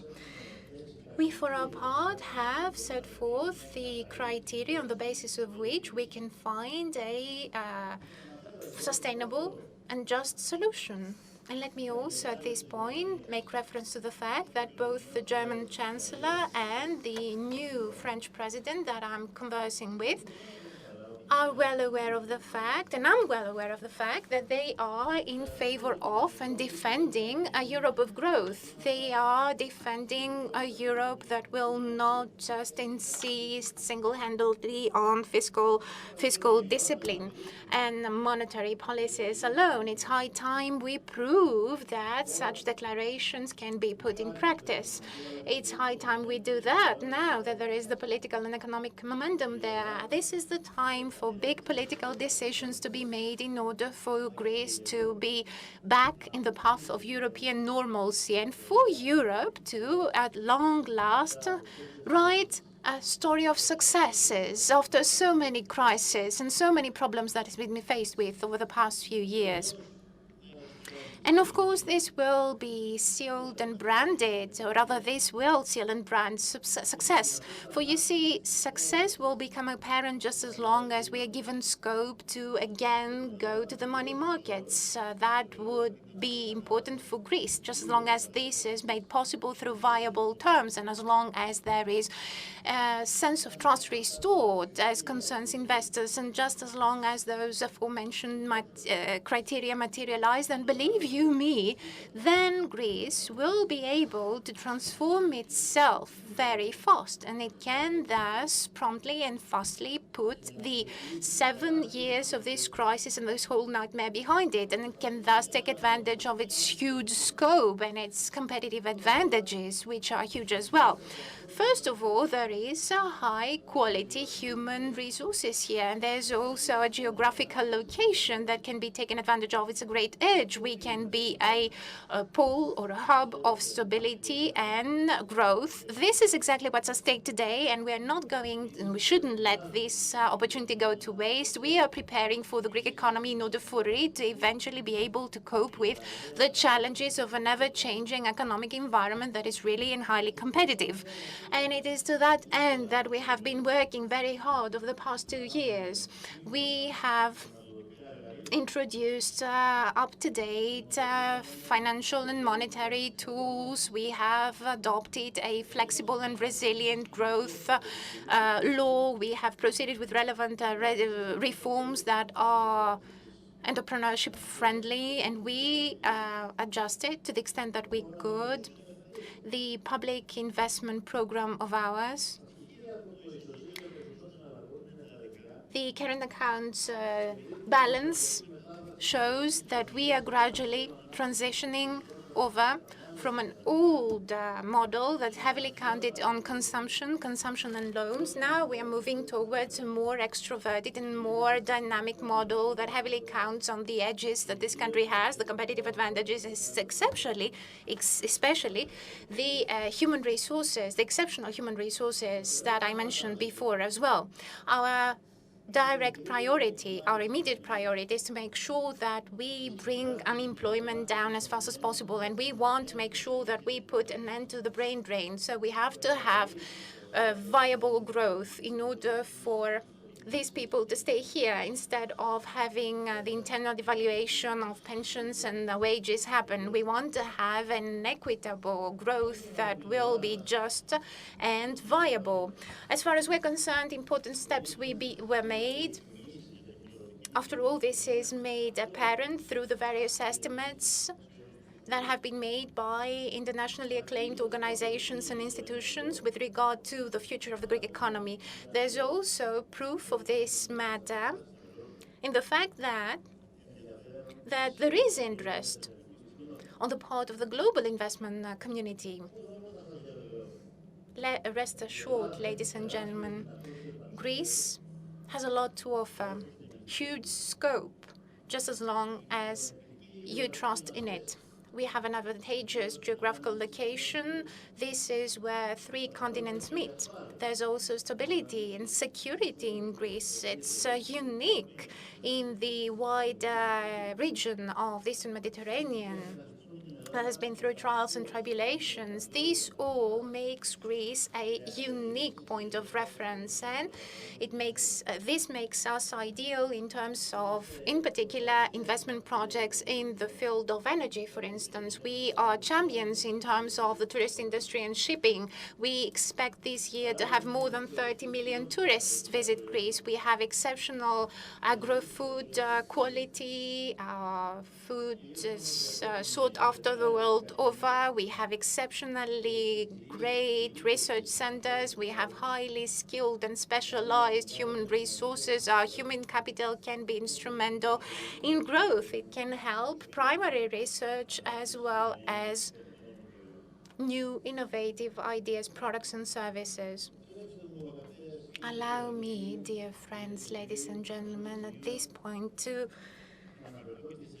refer to the wider challenges that our region is faced with, especially Europe, since Europe, or rather our homeland, Greece, is an integral part of Europe. Europe, as we speak, is faced with global challenges that are too big for it, and it's also faced with various contradictions. When it comes to managing the refugee and the migrant crisis, the management thereof was the fastest way for deconstructing ourselves in Europe and letting it dissolve. The Brexit is the most visible side effect of this choice that Europe made. Europe opted for an impasse in terms of managing the refugee migrant crisis, and we have to put an end to that. Let's make sure, or rather let's remember that indeed Europe cannot go on depending heavily on defense and security offered by others. And Europe cannot go on being divided within itself, divided by a wall of money that separates the north from the south. And actually, there are multiple strategies and multiple speeds within Europe. As long as Europe is divergent within itself, as long as the socio-economic divide between the partners of Europe is growing the more inequalities we have within Europe and its member states, the tougher it will be for Europe to eventually determine its fate. And let me remind you what the G7 summit suggested, especially what the German Chancellor, Ms. Merkel, said in Bari, because in order for Europe to be in charge of its fate, this fate has to first and foremost be a shared fate, a common fate. And we can't have a common fate or a destiny shaped for all the peoples of Europe when the fate of some is determined by a policy that suggests we opt for unilateral austerity, and when such decisions are made within the contexts of certain directories without any legitimacy whatsoever, and when there are exceptions made to the European acquis, when it comes to labor issues or social security and social protection.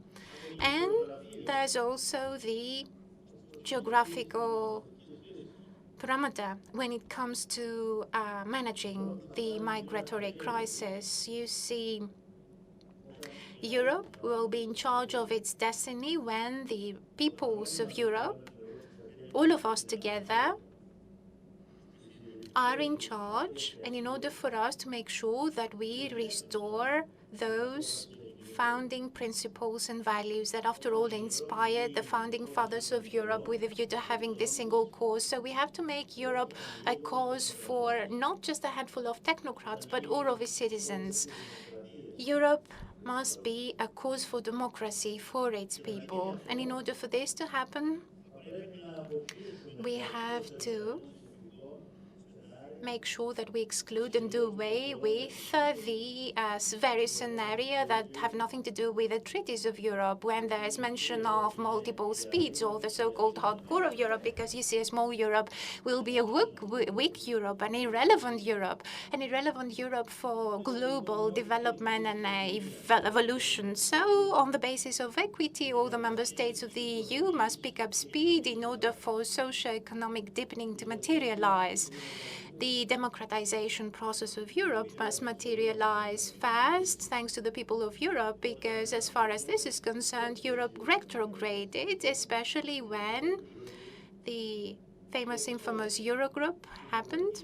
This has nothing to do with accountability within the European Parliament or the national parliaments, but still we had the Eurogroup become the main directory that is exercising huge power in terms of European policies and politics. And so the Eurozone's democratization does not signify an institutionalization of the status quo by vesting it in some sort of democratic legalization mandate. We have to have a government that will always be accountable to the people. We have to have concerted actions and policies in terms of fiscal affairs and our economies. We have to have a clear orientation. We also have to make sure we have mutualization of risks. We need to have a social convergence and a socially binding European pillar for social rights, for that matter.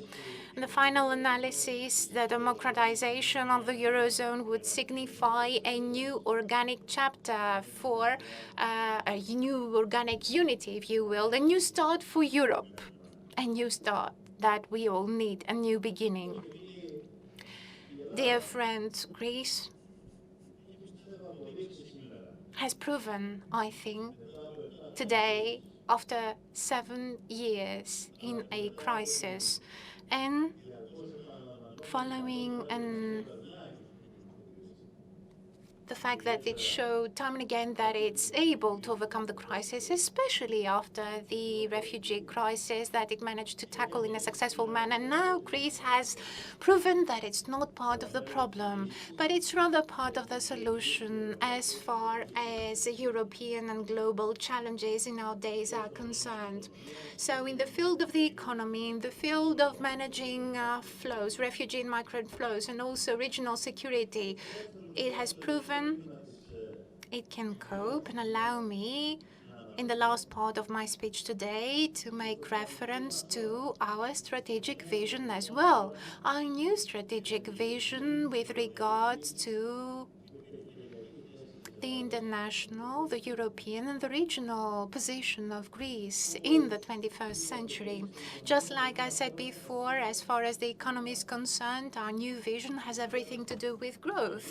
And of course, an equitable adjustment to or management of the public debt. But when it comes to external affairs, foreign policies, we have a new vision that's in favor of a multifaceted and active foreign policy making that takes into account rapid international developments within the context of a globalized economy and a multipolar world. This is a contemporary foreign policy that will not be trapped in dilemmas that date back in the Cold War era or even the post-Cold War era. This is a foreign policy that will reject the reasoning that suggested that when it comes to international affairs, you can have pupils, countries that are masters and others that are students thereof. But at the same point in time, this is a foreign policy that will count on protecting the international and European legislation, no matter how hard this might be in our neighborhood, be it pertinent to the Treaty of Lisbon, the Acquis, the Geneva Treaty, the Schengen Treaty, or decisions and resolutions by the UN Security Council or the International Maritime Law and the Treaty of Lausanne. This contemporary, allow me to describe it as such, this modern, patriotic foreign policy capitalizes on the geopolitical location of Greece as well as its historical, cultural, economic, and diplomatic buttresses and foundations. This is a strategic plan that envisages Greece, just try to picture this now, as a big tree. A big tree that is rooted in the West. Its roots are in a united Europe, but still its branches can reach out everywhere. So the branches go out to the east and the west and the south and the north. So Greece can capitalize on scope there is, since it's in the Mediterranean, in the Balkans, close to the Middle East and the Black Sea.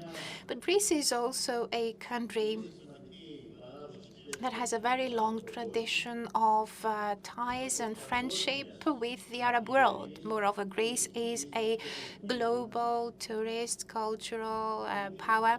And let me not forget about this too, for you see, Greece is quite strong in terms of the shipping industry, but also there's the Greek diaspora, which is really active. So in a new and very complicated international context, Greece is trying to become a global hub in terms of trade, transport, energy, tourism, culture, for the wider region we're in. And at the same point in time, Greece is consolidating itself as a pillar for peace, for stability and security in an environment that I described before, an ever-destabilizing environment for that matter. And against this backdrop, we've always been supportive of, and we will be supportive of, and actively so, of discussions to achieve a viable position, a viable solution to the Cypriot issue on the basis of international legislation by doing away with the anachronistic system of guarantees and upon condition that the troops leave the island. We are steadily and steadfastly protective of our sovereign rights on the basis of international law. Whenever we are faced with illegitimate claims and disputes on the part of our neighboring Turkey, and at the same point in time, we are working towards enhancing bilateral dialogue. We are supportive of the accession talks of our neighbor despite the difficulties, and we work more than many European partners of ours with a view to making European-Turkish cooperation happen. And the outcomes are important, and that's how we got to the tough but necessary statement that was made, a deal between Turkey and the EU, which led to the containment of the refugee flows in the Aegean. But most importantly, this led to a diminishing death toll in the Aegean. We strove and we are still striving hard with a view to assuming the burden for all of Europe in terms of managing the refugee crisis, and we did that always supporting and defending the European principles and values. And we also put in place a mechanism that was not even there a few years ago. And then we also took a number of important initiatives, European initiatives, such as, for example, the Southern European Member States Summit. This is very important with regard to the future of the EU and the Mediterranean. And this came at a point in time when this is really necessary for the European Union. We're also enhancing and improving our diplomatic ties and relations with the Balkan countries. We have established, for instance, cooperation councils with Serbia and Bulgaria. We're also proceeding with confidence-building measures and measures to promote dialogue. This is the case between us and FYROM. When it comes to the former Yugoslav Republic of Macedonia, we're looking forward to having stability restored there. We are also proceeding with negotiations with a view to settling differences. This is the case with Albania, and we've also established quadrilateral and trilateral cooperation schemes with Romania, Croatia, Bulgaria. And we are clear in the message we're communicating. We are thus stating that only by containing and harnessing nationalism and only through fostering and encouraging dialogue is it possible to make progress. And at the same point in time, in close conjunction with the Cypriot Republic, we are working on a bilateral and trilateral basis with the Middle East, Israel, Egypt, the United Arab Emirates, Iran, Jordan, Palestine, and Lebanon. At the same point in time, we are also improving and enhancing our relations with our partners in the Black Sea. We are heavily emphasizing on the cultural and energy sector as well as political cooperation, and we are also upgrading in many fields our long-term relations and bonds with China. And most certainly, we are further improving and enhancing our strategic connection with the United States of America. This is a relationship that is being buttressed in order to deal with the security challenges that we're faced with in this area, but we're also doing that with a view to helping the recovery and restructuring of the Greek economy. This is a critical relationship. More than ever before, it's critical today, and it counts. Also, it's based on the precious and timeless efforts that the Greek diaspora has been exerted. Ladies and gentlemen, dear guests, with these thoughts in mind, I tried to paint the broad picture for you. And I thus tried to communicate to you both our plan and our vision as concerns the new era of Greece. Greece that has already turned over a page. It's turned over a new leaf, and it needs a new boost in order for it to proceed and advance, and fastly so, in order for it to leave behind it a very tough 7-year-long period. 7 years of uncertainty. Let's leave it behind and make sure that we conquer a better future for the sake of men and women, the people of Greece, and most importantly, the youth. And with these thoughts in mind, let me also extend my warm thanks to you. Yet again, thank you for inviting me. And let me also commend you for the success of your two-day summit. It is an honor for us to have your summit held in Athens and not just in New York City. And let me also wish all the best, and hopefully your next summit will be an occasion for us to proceed with stock-taking in terms of the new steps that Greece will be making into the era of growth, stability, and progress, the new era for the Greek economy, a new era mostly for the Greek people that have sacrificed so much, and they have every right to embark on such a journey. Thank you.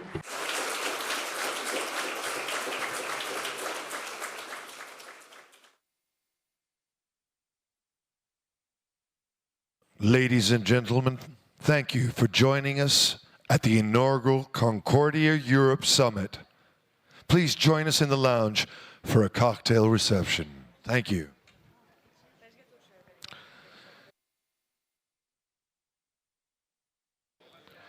And please remember to return your translation devices. Παρακαλώ θυμηθείτε να επιστρέψετε τους μεταφραστικούς δέκτες σας.